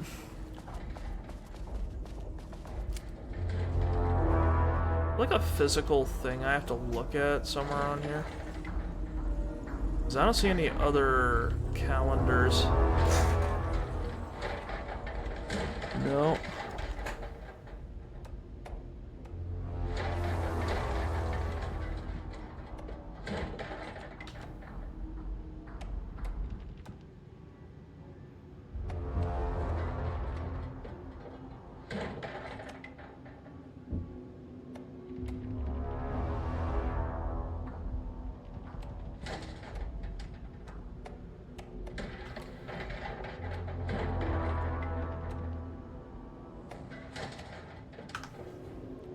Okay, I'm gonna look this up and see what I was supposed to find in order to indicate this.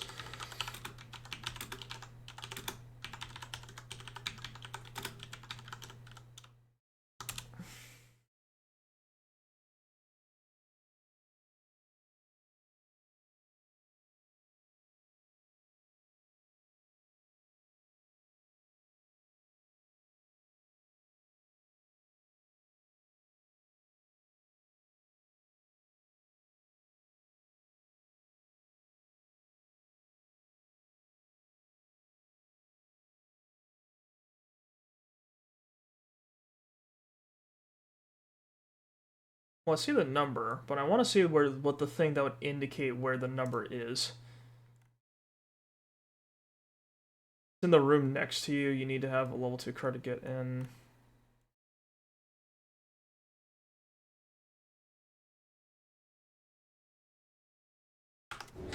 Hang on. Is there something I missed in the email?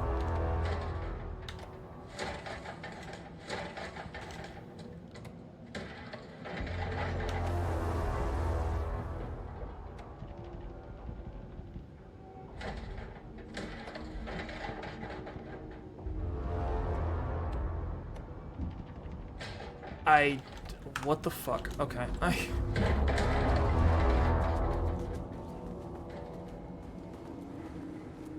Is this a bug? Because people are mentioning that there's from what I saw online, people are mentioning that there's like an email or like a memo or something out there that says that, oh, our anniversary is a week from Friday. So you would look at the date here. Is there like a thing on here I'm missing? What the fuck did I miss? So it would be like the 22nd, right? And it's 092225 because 25 is the brown horn thing, but I don't see, You're telling me you don't know when our anniversary is? Our special unforgettable anniversary. Maintain that seeing a movie together does not begin a relationship. I have no idea where the fuck you're supposed to find that. Because I don't see any other memos or anything else that would suggest...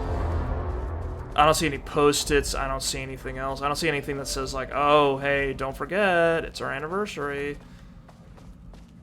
In a week, or in 2 weeks, or in 3 weeks. Or tomorrow. In here? No. No, this is the place where we were previously.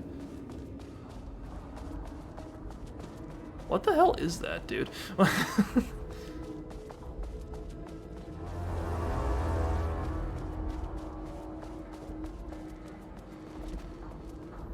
You know what? We're just not gonna worry about it.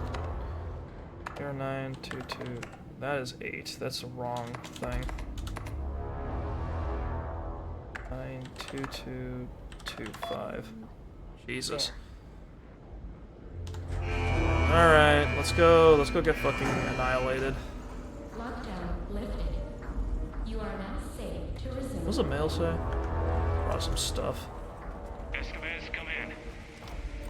Facility. Solo 1.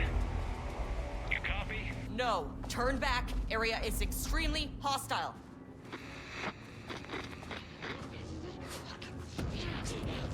Ground floor one.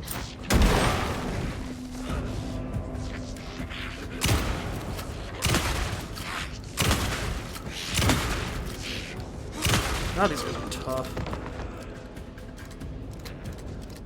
Okay, I thought they'd be grouped together, which is why I used that flashbang.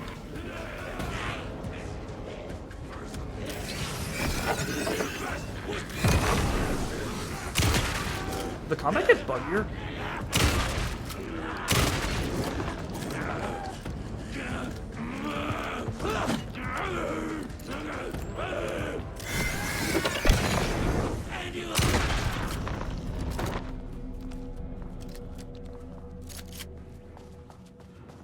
Alright, taken care of. Oh, I got my flashbang refunded, hell yeah. Didn't lose any health, we're good, we're good. One reason why I keep getting hit in this game is because I keep expecting the guns to stagger the enemies, but I keep forgetting that when they charge, they don't stagger.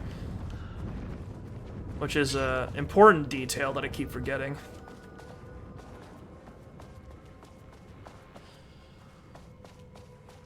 I don't think I should uncover that. I feel like that could cause bad news.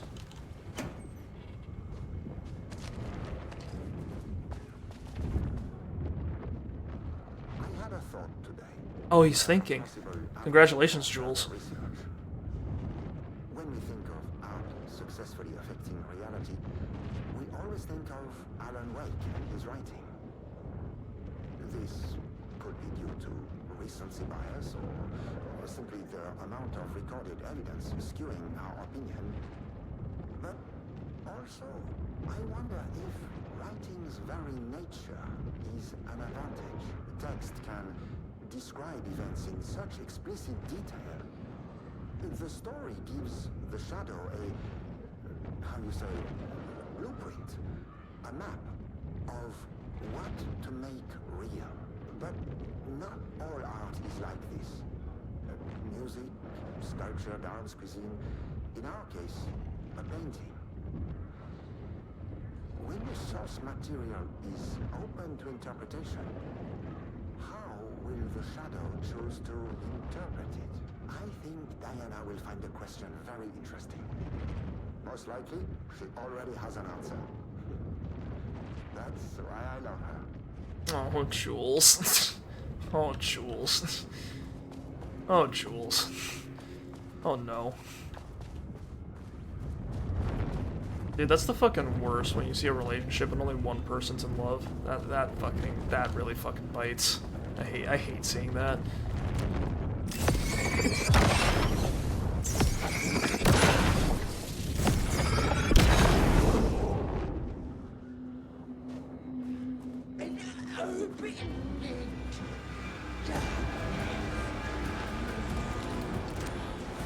Hang on. Press the wrong button. That's cool.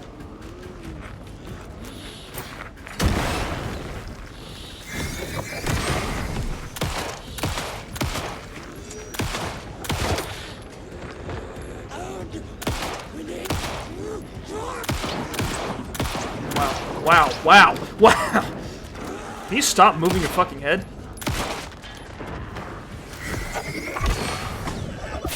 God. Doing everything wrong today. These guys move their heads around so much.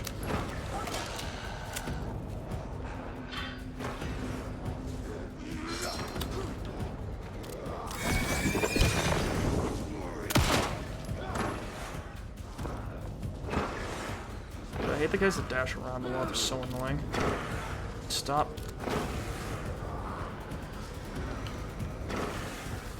It's because they don't do anything. They just kind of like dick around like this. Okay, this is legit. This is legit annoying. Can you please just fucking... Did he get his darkness back? Fuck!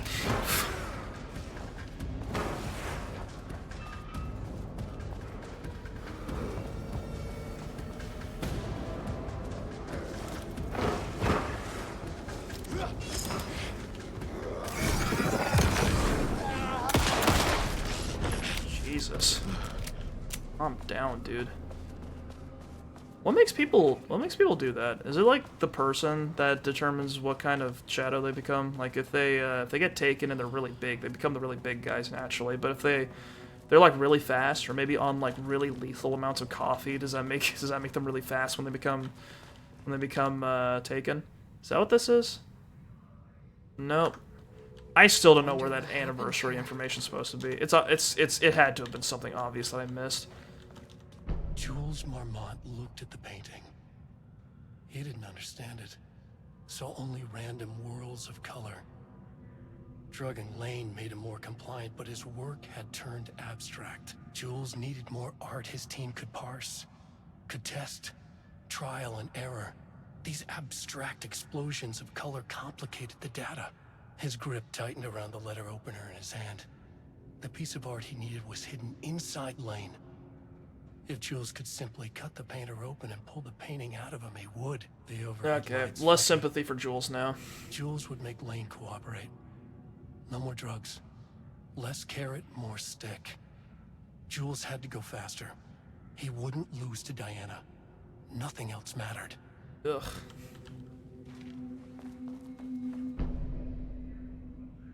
I can't paint anymore. I know you want me to paint, but I can't. I'm empty. Rudolph, no. You love to paint. And you are such a talent. This is just the classic artist slump. No. No, I hate it. It's just taking from me now. When can I leave? You said you'd let me leave. Ah, Rudolph, but you volunteered to come, remember? We are helping you, like Dr. Hartman did. Perhaps you need to see our doctor? I can arrange that. No. No, that's... I am feeling better. Much better. I will paint. Ah, this is wonderful to hear, Rudolph. I knew you would come back to your old self. Uh-huh. This is actually kind of interesting, because between this and the AI thing, I think it brings up something kind of interesting where sometimes people who don't make art have a weird attitude about it. You'll often, I think it came up a lot whenever when the AI boom really happened, where basically Finally, people. someone who isn't a painting. Oh shit, a person. Hang on. Let me get through this thought first. So basically, one thing I noticed with the AI boom is that you have people who don't really see art the same way artists do, and it really shows. Where they'll see art as just more of a commodity, where it's just, oh, you're just depicting an image. They don't really see a lot of meaning or personality or personhood in it. Basically, they don't see it as an extension of the artist or the artist's imagination or something the artist is trying to depict or like provide. They'll just be like, oh, well, it's just an image. It's just a thing you're making to like give a look. And sometimes it is just that, especially when artists are being commissioned for specific images or like other people are mainly in control of what they want. But when an artist has a style or some methodology, usually it's very personal to them, or it's particular to them and what they like and what they want to see or depict. So it's weird whenever people talk about art and they talk about it as just a thing that can be produced by anyone, even a machine, because it really shows a fundamental, I think, like lack of understanding about the creative process, or maybe like a lack of respect for it. That's kind of my opinion, just because it's like usually when there's less of a person in the art, where if they when like someone phones it in for a piece of creative art or writing, and when people my dad oh no oh god I'm sorry to hear that but basically when so people will often just be very, and I think that leads to the general dismissive attitude that people have about it, because when you actually do make something, you feel good about it and you feel like this is something I made, this is something I did, and this is something I put together. And part of the reason why I had the aesthetic sense or the talent or the ability to do this was because of my determination and my life and my perspective on things. So if like because a lot of basic things like what you choose to depict or what features or details you focus on or what colors you use can all come down to just your personality and you. My dad has tried to convince me that 80s metal with AI generated music and vocals were worth listening to because it just sounds similar. Oh. Yeah. I think music is probably one of the big ones because it's like trying to take the musician out of the music is kind of crazy. It's given that music has a very emotional aspect to it when you listen to it. Like when you, I literally, I went to karaoke with some dudes last night, and that was like the fact that you can feel the music in a way that isn't just in your ears is part of the listening experience. So trying to break it down into formulas or algorithms or machines just really takes a lot, like takes the person out of it, and it really shows sometimes when you see something that's made by AI or produced by AI and you kind of want to dismiss it out of hand. Because a lot of people when they have AI make something and they're not very specific, you can definitely see what the AI does. Like I've seen a lot of people put out AI images that are just, it's like a portrait, it's like a person in a pose that's just kind of like standing there against a background and they're looking vaguely at the camera, and usually there's nothing more to it. Like they're not posing in a particular way, they've got a neutral, maybe slightly smiling expression on their face, and everything else is just kind of it lacks that. There's nothing really unique about it. Wakes past, they've doomed us by making a fake god. Oh Jesus. Yeah, I guess you could put it that way. But yeah, I kind of got that feeling with that voice clip we just heard, the recording where it's like, oh, the guy's empty. He can't. It's, oh, well, we gave you medication to calm you down, so just make more paintings. And it's like, oh, he's done fewer landscapes and less definite stuff. Instead, he's just doing more abstract work because of course he is. He's locked in a fucking cement box, and he's being told paint something, paint anything, just paint. Paint, dude, paint. And like if you sat me down in a room and told me to just write or told me to just make art, yeah, I'd do some weird shit eventually too, because if you just like tell me to pull something out of nothing, I don't have a firm concept because I've got nothing to pull from it. So I'm really getting that feeling from this game. That's the impression I've got from what we've experienced so far. I'm going to my throat's kind of sore, and part of that's because I was belting shit at karaoke last night. So I'm going to take a short break. We don't have a lot of the stream left, but I do want to grab some water and grab something small to eat really quick. So I'll be right back.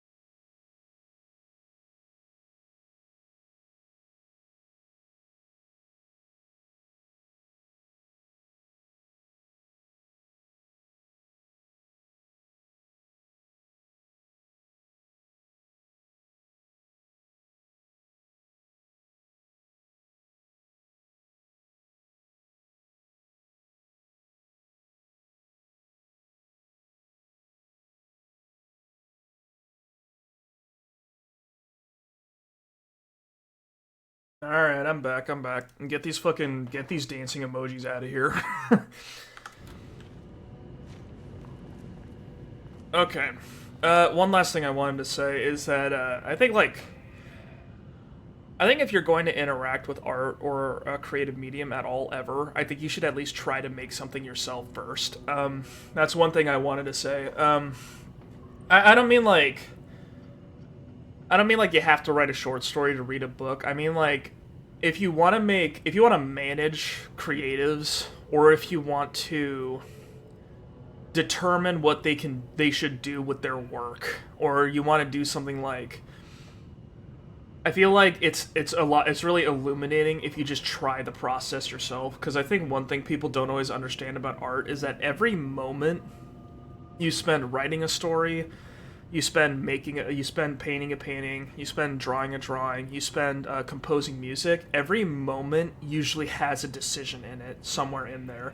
And what makes things derivative or boring or less interesting is when you reduce those decisions by just following along with what someone else has already done, or if you reduce those decisions so that less of you comes through, there's something less novel that comes through with the work. So what I mean is that like with AI makes all the decisions for you, or at least most of the decisions for you, and as a result, it's just not as personal as real normal art is. And I feel like that's one thing a lot of people don't really get, or not a lot of people, but that's something some people don't really get. And I feel like that's what's coming to mind from playing this game right now, because these what the FBC is doing here, we've got the Marmonts, and they both have a problem, which is they need work. They need work from an artist, and they need work for, like, Jules needs work from this artist,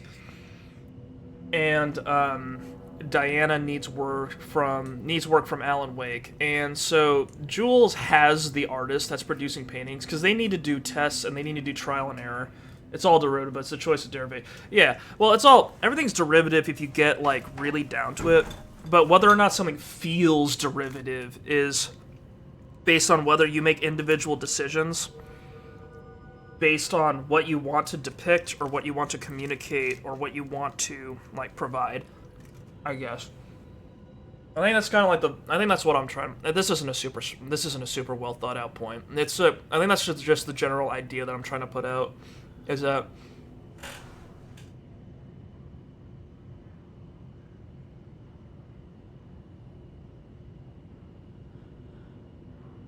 every little choice you make in a medium matters, and if you make every choice, I don't know how to phrase this in a way that actually communicates the idea that I have. But, like, you do have to, the creator has to make a lot of decisions when it comes to making something, but the culmination of all of those decisions is a personalized work. And it's really, and obviously, people still pump out, even when you don't have the work of machines, people still pump out a lot of stuff that still feels derivative, but I feel like part of the reason why that is because they're making fewer decisions for themselves. Usually you can make something unique and somewhat interesting if you make, and some of those decisions are wrong. I'll admit that. Like, you can make the wrong decisions in certain points, but even if you make the wrong decision, there's still a way to make it interesting if it communicates something new. And I feel like reducing decisions, like reducing the need for decisions, or trying to force people to make fewer decisions, generally means that the stuff they put out is just less interesting as a result and less effective. I don't know. Fucking, you know what, never mind. Never mind. I don't know what the hell I'm saying. But yeah, it's what I was trying to get at with the Alan Wake storyline we've got so far is that we've got two people. They need these artists to make more art, and what happens is that one of them's being forced to by external circumstances, which is forcing him to put out stuff that's not effective, and the other person is being replaced by a machine. And I assume both of those have caused problems. Anywho, Hey, hello. let's talk to this Who guy. are you? Sorry, got a flow going. Can we do this later? Bro, there's monsters everywhere. No, we cannot. I'm Agent Kieran Estevez. I'm with the government, and I need your name. I'm Ed Brooker, the playwright. And Oh I'm hitting my shit! stride This is the here. guy that wrote Can the you play guys in the stop main with game, all I that think. banging and screaming? It's throwing me off. Where do you think you are right now? In an immersive writing workshop. Well, bad news, it's not a writing workshop. Good news, it's not a writing workshop. Right. It's a government facility studying the power of creativity. That makes way more sense. What are you even doing? What are you writing? Well, after you all abducted me in the woods, I've been working on this manuscript you gave me. Damn, this because guy's the you need it for perfect some subject. experiment or something. I kind of forget the premise. But, you know, I've had this block lately, and filling in the gaps of this story has really loosened me up. Copying the style is a nice constraint, but I still have lots of room to play. It's a solid creative exercise. Look around you. How is this a workshop? You have to stay in character. I get that. I'm in the theater business too. And look, the sets, the costumes, all great in that, you know, campy, 70s sci-fi kind of way. But you could dial down the role-playing like 15, 20%. Just some professional advice. Brother, I just shot 5 people. Sir, whether you are aware of it or not, there is a situation here. I need you to stay in your cell until I can resolve the matter, okay? Uh-huh, got it. Yeah, whatever, Hey, he's safe. no one's been around with food for a while. I could go for some dinner when you have a second. Yeah, I wonder why. Oh, and can I get my phone back? I want to call my wife. I don't know how Tammy found you guys, but she killed it. 5 stars all around. Yeah, I'll get right on that. Radical. Shadow monsters represent capitalism, which means the flashlight is the power of the artist. Sheer creativity tearing through the shadowy cloak of corporate cookie-cutter bullshit. Killer metaphor.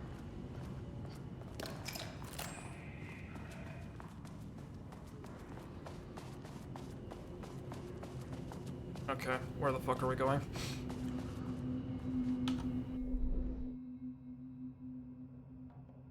Oh, last thing I want to say. I don't think AI is bad. I just think it should stay out of creative stuff. That's my big summary point. I hope it gets implemented in ways that don't cause like a lot of harm, and I really think it should just stay out of. I think it shouldn't be. I don't think it should be used for creative stuff. I think people have a hard time enough. Like hard enough time. Fuck me, dude.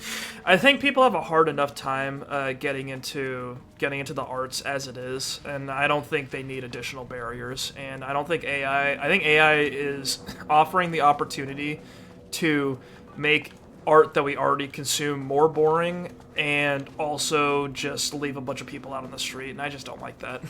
That's where my opinion is right now. I could see it being implemented in ways that would benefit artists, possibly, by maybe like making it more efficient, but the way it's going right now seems like people still seem to be trying to find ways to replace people for it, so as long as that's happening, it's not going to be okay. Alright, we need to go back to subsection 1, I think. My team was on sublevel 1. Yep. I knew they were in danger. Whatever. If you guys have other opinions, let me know. The Marmonts turned innocent people into tools using the FBC's authority. They thought they were untouchable out here, hidden away in the woods? No. Actions have consequences. And I'm the consequences.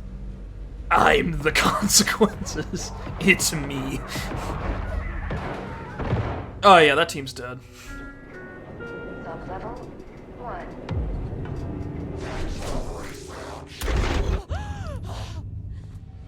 You fucking bastard! Yeah. Jules Marmont killed my team. He was taken by the Shadow.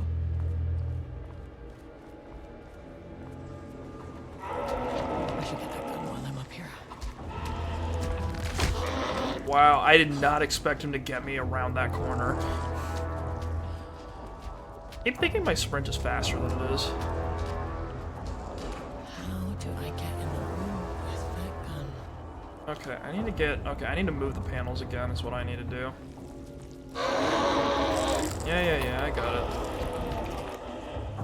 Fuck off.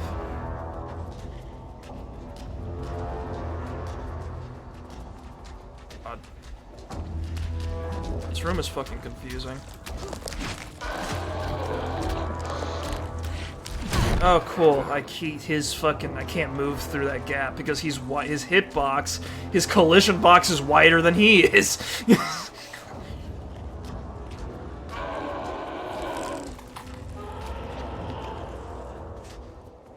Alright, gonna limp to home. Yep, just, we're doing great. We're doing great.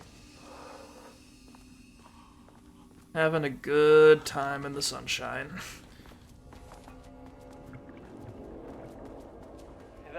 That name is not very scientific. I mean, I came up with that. Shadow.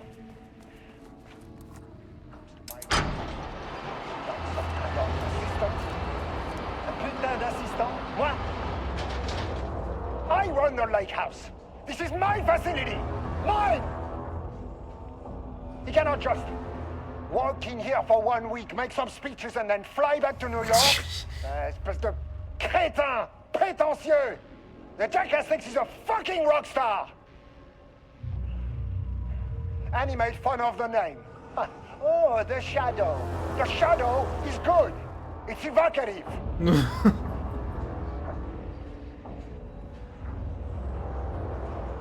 This guy's brave. Imagine shit-talking your boss on camera.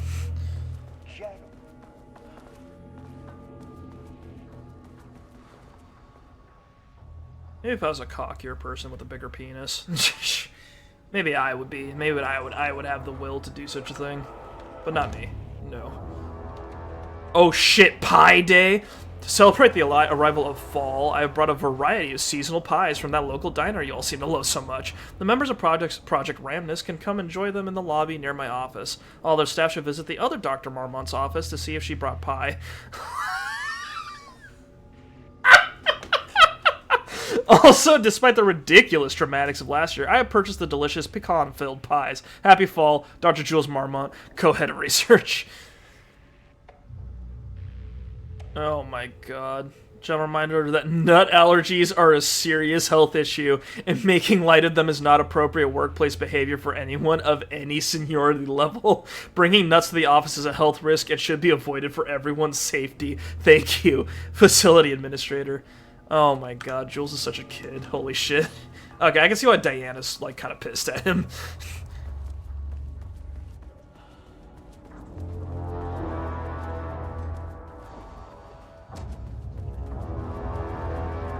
Alright, we had to move everything. If I can get at that level 2 door. Yeah. Please be quick. Please be quick, ma'am.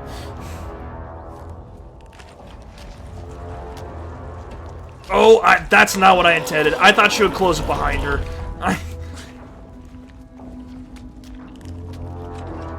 There we go. Oh, dude, the door shit is so weird. Bat trees. Bot trees. Alright, give me the fucking space gun. I got more inventory space for some reason. This should get me down to sub-level 5. And this should get me past any other problems. How do you know? How do you even know how to use this thing? What did I get? The Black Rock Launcher. By holding down left click, charge shots go farther and deal more damage on impact. Grenade. Alright. So it's a grenade launcher, got it. Progress update number 5. Got the firing mechanism working. It's throwing a test projectiles a good distance. Turned out pretty nicely. The fittings between the grenade launcher and custom components are a bit loose. No proper lathe here, but at least it works. Now I need some actual Blackrock for the test. I know there's some on sub-level 5, but the acting inventory supervisor doesn't get access to that floor. Next steps, source Blackrock. Got it. So I assume this will allow us to... I don't know if this will allow us to kill... What the fuck? I don't know if this will allow us to kill those paint things. There was a crack in the lake house. The Marmonts had let the lake in, but the water could not flow. It became trapped, stagnant, went bad. The truth was controlled here. The art was not art, just content for the experiment. Just content. Rebounded on itself, compressing, compounding, reflecting and refracting. An urban legend and a murder in constant imbalance, cause and effect hopelessly entangled. Arranged wrong, the dream logic flawed. The feedback loop doubled and redoubled, out of control. The pressure kept building, looking for a release.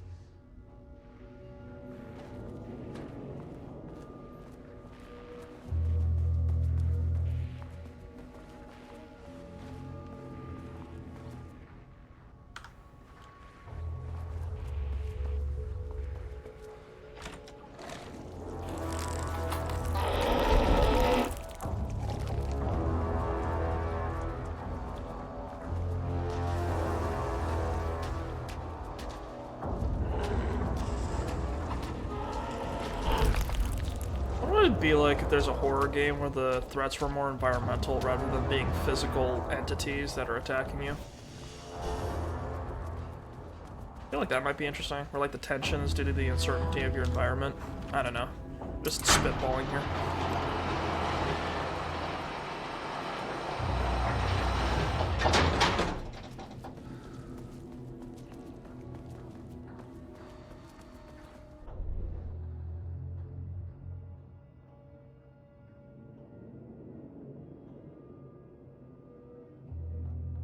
Elevator moved, so it's not here, it's on the other side, right?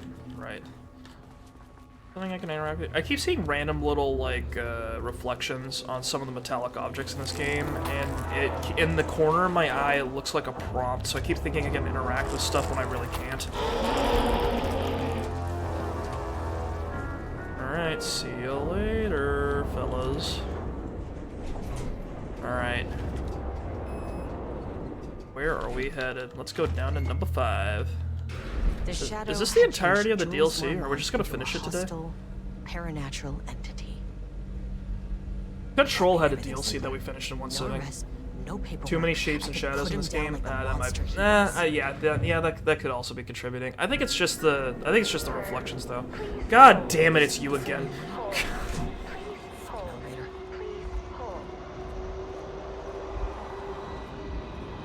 This paint situation's getting worse. Hey, buddy.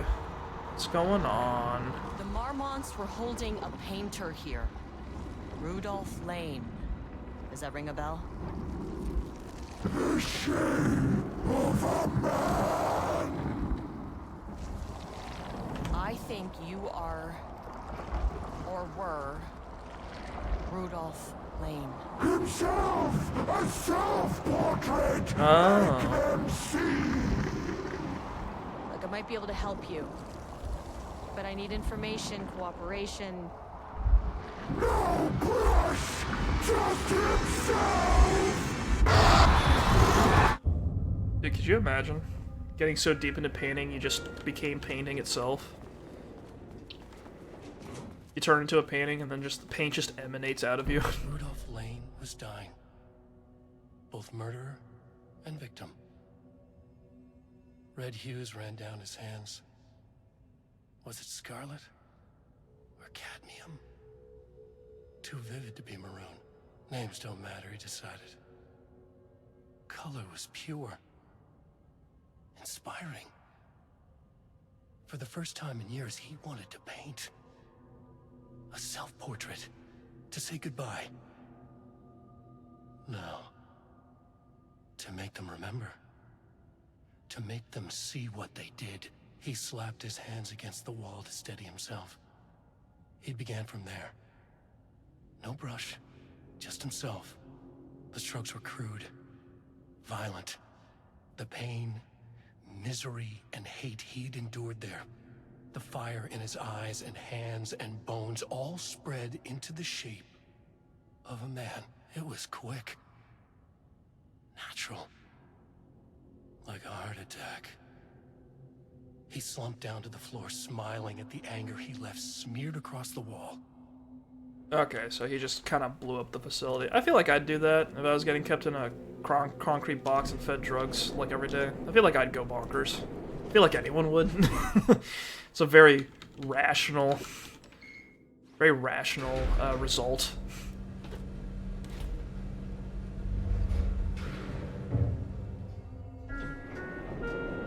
Sublevel 4.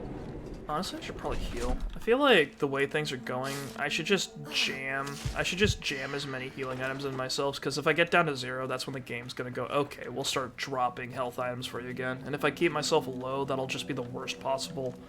That'll be the worst possible solution.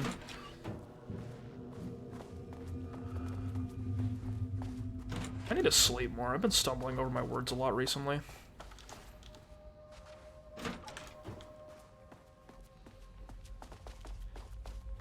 I also need to test out this BlackRock launcher on something.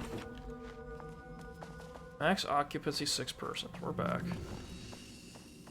You know, it's been like 2 hours and 15 minutes. I think this is solid.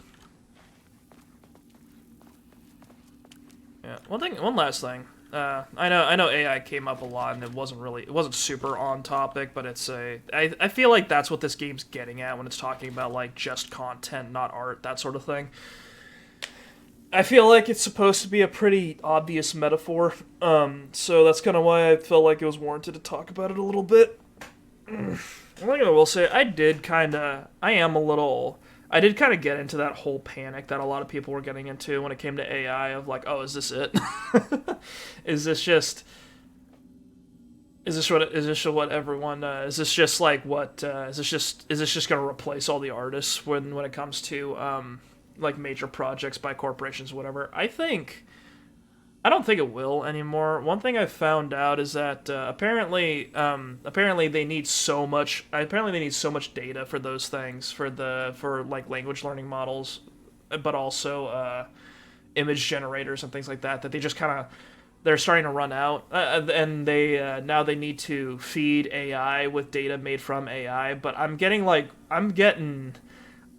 conflicting reports from what I read about how that's going, but from what I can tell, it's making the problems with AI images more prevalent when you feed it with more AI images. Like it starts to get really weird from what I can tell.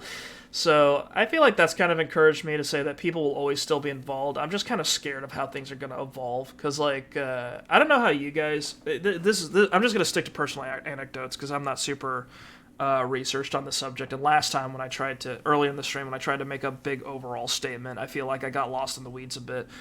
But one thing I experienced when I was in not too long ago was that it feels like a lot of people out there who don't interact with creative art at all are really dismissive of it. Like, I don't know if you guys have ever met people like this, but there's people out there who are very, I don't think it's like STEM people or engineers, but it's more like, I think a lot of business-oriented people and like financially oriented people will generally look down on art or creative pursuits, and they'll and if they had an opportunity to replace all artists, if they had like a button that said, get as much art as you need for any project you want for free, like as much art and writing as you want for any project for free, but every artist and writer on Earth runs out of it, like starves to death, they would look at that button. They go, well, the artists and the writers should just do something else then, and then they'll press the button. That's kind of how I see it in my head. So I get a little concerned whenever these things pop up.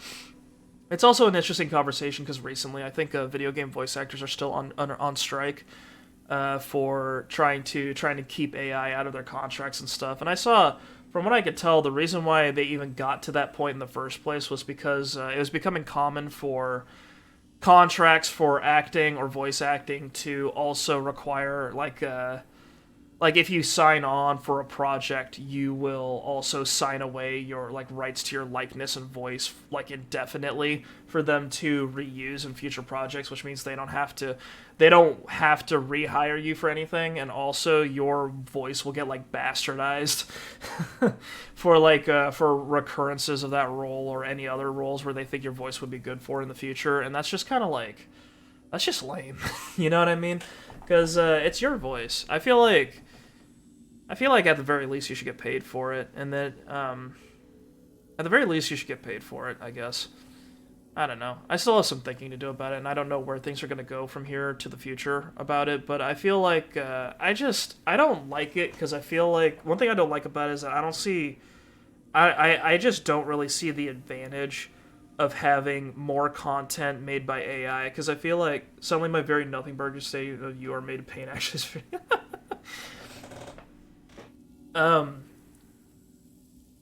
Anyway, back to what I was saying before. It's like basically I don't really see the advantage of having even more content, because I feel like the only reason people feel like they don't have enough content is because they just don't have other things going on with their life than consuming content.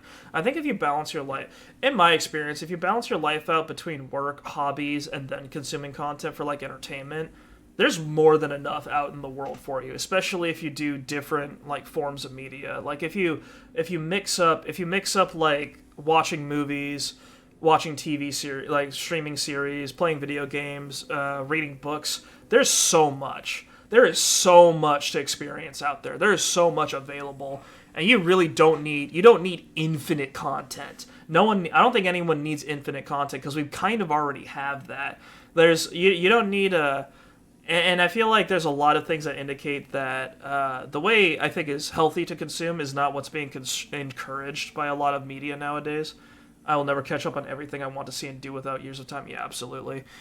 But it's like, I don't feel like I can't play a game forever. I can't play a live service game indefinitely for multiple years. I need to take multiple months-long breaks, and then eventually, after 2 or 3 years, I'm just going to want to stop. I'm just going to stop, and I'm not going to play it for at least a year or two. You know what I mean? Like, Hunt Showdown? I love Hunt Showdown. Hunt Showdown's the perfect game for me, in my opinion. I'm not terribly good at it, but I love the aesthetic, and I love the look. But because Hunt Showdown has to keep adding new content, they're starting to drift away from what the game originally was. And as a result, I feel less interested in playing the game now than I used to, because it has to keep going. It needs new content all the time. I can't just have Hunt Showdown be a thing that exists and that I go back to every once in a while. It has to keep existing and evolving and adding on to itself. And I feel like that constant grind for more is kind of what has people interested in like putting AI into like making even more content. You know what I mean? Because it's also like that sort of pressure to keep up with that constant mill, I feel like, comes out of this desire to just keep making these forever games that keep getting more content and trying to make even more games even faster or whatever. And I feel like it's such a weird problem that I don't see. I don't know. Because I feel like here's an example. People who I'm trying to tackle things from the perspective of a consumer here and talking to other consumers, but like if you play an FPS, you might have noticed that it's been a while since we had a good like new PvP FPS game that's esportsy. And it's like if that's the only thing you want to do with all of your time, then yeah, you're gonna feel bored and want a new one at some point. But it's like, if you play any other genre of video game, your options increase for a while. Because there's a period of time where some streamers that stream mainly like first-person shooters and especially battle royales were complaining about like the lack of new content recently, where they're like, oh, I'm just playing the same 3 games over and over again. It's like, yeah, I get it, and that sucks, and that's probably a hole in the market that someone should address at some point. But also, maybe you should try something new. I don't know, Deadlock exists. You can try that one. That's not even Deadlock exists now. You could try if you've already tried Overwatch and Apex and Fortnite and Call of Duty, maybe you could try a different genre. Maybe give like a strategy game or an action game a shot. Maybe play like an old beat 'em up. Maybe play like a bunch of new RPGs come out every single fucking year. If you like RPGs, you usually have enough content to consume regularly, and usually one becomes like game of the year. I don't know. That's kind of my 2 cents. I feel like it's like there's problems that were made because of the really bizarre Really hope you manage to make the time in the future to make some sort of videos on these topics and games. You come back to content creation in general. I'd love to hear the fully articulated thoughts you have on this. Yeah, I just like the problem is editing. I don't have the money to hire an editor right now, and I don't. Editing takes it's going to take me a long time to learn editing to the point where I can put something together. I feel like I just feel like we live in a weird state right now. One reason why this is just kind of me spilling everything right now, but I feel like we live in a weird time where, I like really retro stuff because I want to live a life that feels like full. And I feel like if you get lost in the sort of entertainment hole, it's really easy to lose track of your life. And I feel like when I watch, getting involved in VTubers kind of gave me an indication of where the lines were. Because one thing with VTubers is that, I watched some of them, and a lot of them have they have skills that are really impressive. You know what I mean? They're really good. Some of them are really good singers. Some of them are songwriters. Some of them are credible artists. And some of them are just kind of people who are generally introverted, and there's a whole spectrum of them. But what got me into streaming and what gave me the kick in the pants to make this model and rig it and try to figure everything out on my own and make a channel and everything was the fact that Myth debuted, and I saw all of these people who were essentially doing similar things to what I had been doing when I was younger. When they were younger, they watched anime, they played games, and that was kind of the main thing they were interested in. And I think some of them might have not have had a ton of luck making friends or keeping up with social stuff. And as a result, but what they did instead is that they built up some kind of skill. Like some of them are really good at singing or art, like I said. I looked back on that and I realized that I never escalated my entertainment experiences to anything else. I never built from... I tried to get into writing, but I haven't done anything with that recently, and I have a really hard time getting motivated to put anything out with that. But I'm trying. I am trying. And it's if I didn't have that going on, I'd have nothing.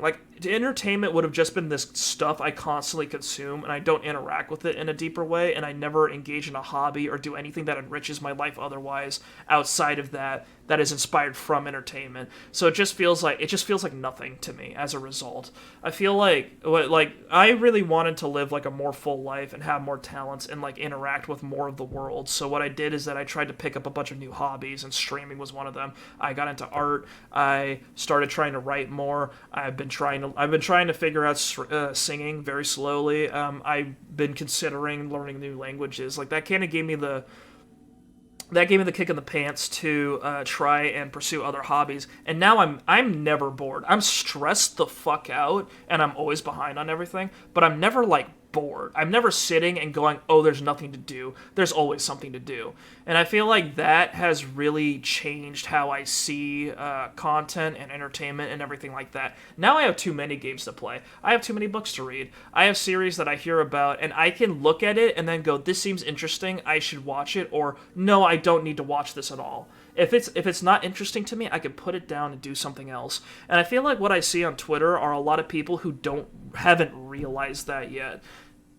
Yeah, 200 miles per hour all the time. I feel like some people haven't realized that yet, and that's why they think there's not enough content for them. It's because they haven't tried to fill their life with other things. I don't think a person who has a family, who has a bunch of hobbies, who has a job and a bunch of hobbies, someone who gets out and has a lot of has friends and people that they can lean on for social stuff. I don't think a lot of people out there who are living lives that are more filled out have a desire for so much content. And I feel like that's kind of why there's this general impression that there's infinite room for expansion. Just fucking watch just try to find ways to fill your time so that you have a healthier attitude when it comes to spending your time engaging with entertainment. I can only stream games I find a little bit interesting. I have dropped a couple games that I just couldn't stick with. You're not seeing me stream Death Stranding because I think Death Stranding is really dull, and I would just be rambling just like this for the majority of that game's runtime, and then I would be complaining about the writing because I acknowledge that Kojima's a very creative guy, and I'm glad he's out there making games. I have no problems with him. I can't stand the right way he writes, so I don't play his games. I gave Death Stranding a shot, and I couldn't get past the 2-hour mark. But like, I stopped playing Fallout London because I kept getting lost because of the map design, and nothing had really quite grabbed me yet. So I just decided not to play it again, and I haven't picked it up again. So I think that was a good idea. I stopped playing. There's a couple other games that I've started and I didn't continue because Koshima's like Marmite. What a statement! What a sentence! But yeah, it's just kind of like I feel like we're encouraged to sit on our asses and consume shit. And it's good to like remind yourself that life's about more than that and to try to go out and experience more things. I don't know if this statement will help anyone out there, but that's just kind of my opinion. Yeah. And I feel like AI is kind of a reflection of that general culture we have of like, you know, the attention economy is what they put it. There's so much like Bo Burnham has a song that got really popular, and I think a lot of people agree with it, where it's Welcome to the Internet, where it goes, can I interest you in everything all of the time? It's so much. It's too much all at once. I don't think we need more content. I don't think escalating and accelerating content is like the way to go about it, and like making it more shit faster through AI is just kind of not. I don't think that'll benefit anyone in the long run. I feel like I'm like, well, that's one reason why I'm really happy that we're doing more indie games. Like, that's been more of the focus now, where, like, even in the last Game Awards, Jeff Keighley went up and said, yeah, we're bringing in more AA games and some more indies, and we're scaling back from AAA games. Because AAA games have kind of shown, I think, the limitations of the corporate games industry, where at some point, they're investing so much money into these games, but if that's requiring them to make some of the creative decisions that they did in the games that they made, maybe we should scale back down. Maybe we should go for lower budget. Maybe we should look more at lower budget but more artistic and more creative games. And maybe we should go for games that are smaller in scope, and more like creatively oriented, I guess, more like better, like with a tighter concept that don't suffer from the massive bloat that a lot of AAA games seem to be experiencing. I've been recently replaying Red Dead Redemption 2. Red Dead Redemption 2 is a bloated game, in my opinion.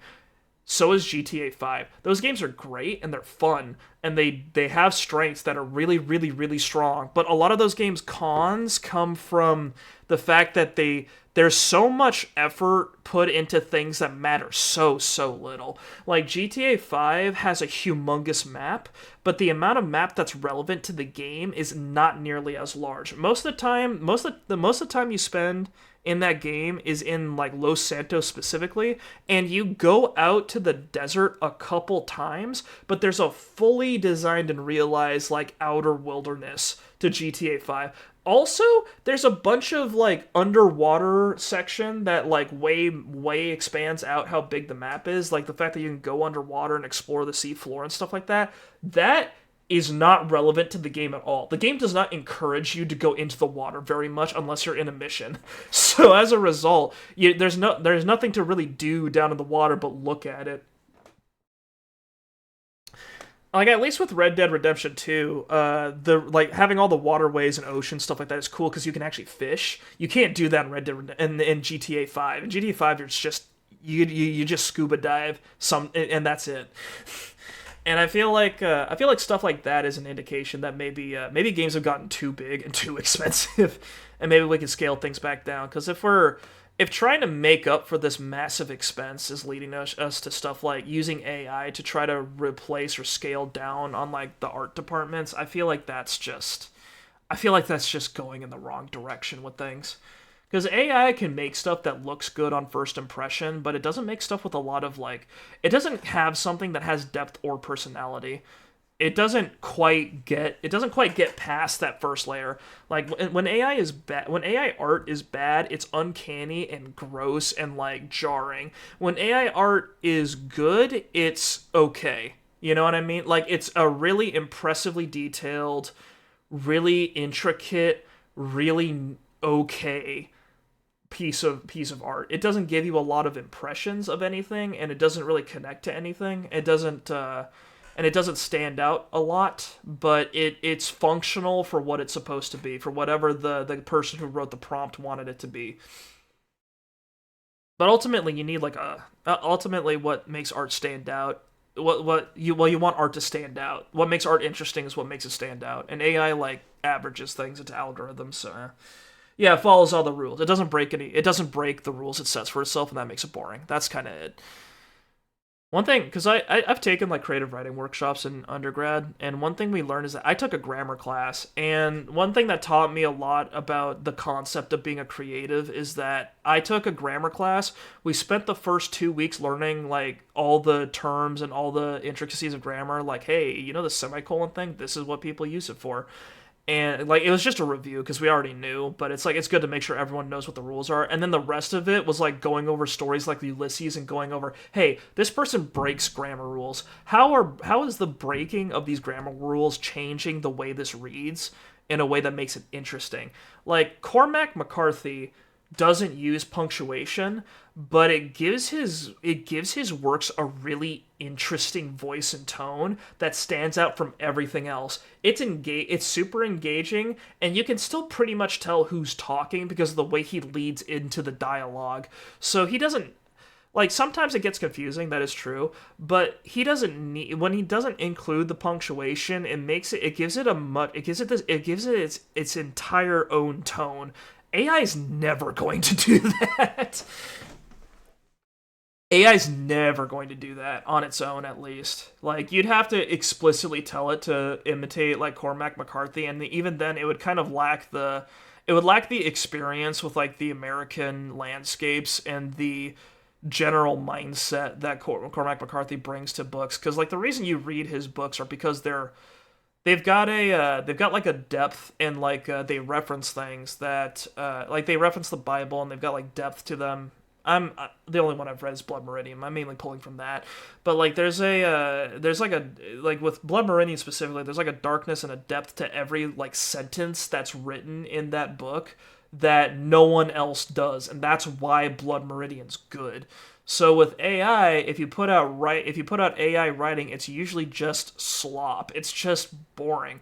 Reading a boring book it's hard to explain to people who don't read a lot, because it's like every sentence is super cliche. Things go exactly how you want them to be. The people are wooden and stale, and there's no thing. You need to give your reader, like, you need to hook your reader with something weird. People don't want to read the thoughts of someone who's exactly like them. They want to read the thoughts of someone who's kind of strange, someone who's a little different. They want to read the story of someone who goes through weird stuff, and you can't make that happen if it's exactly like another series you've already read.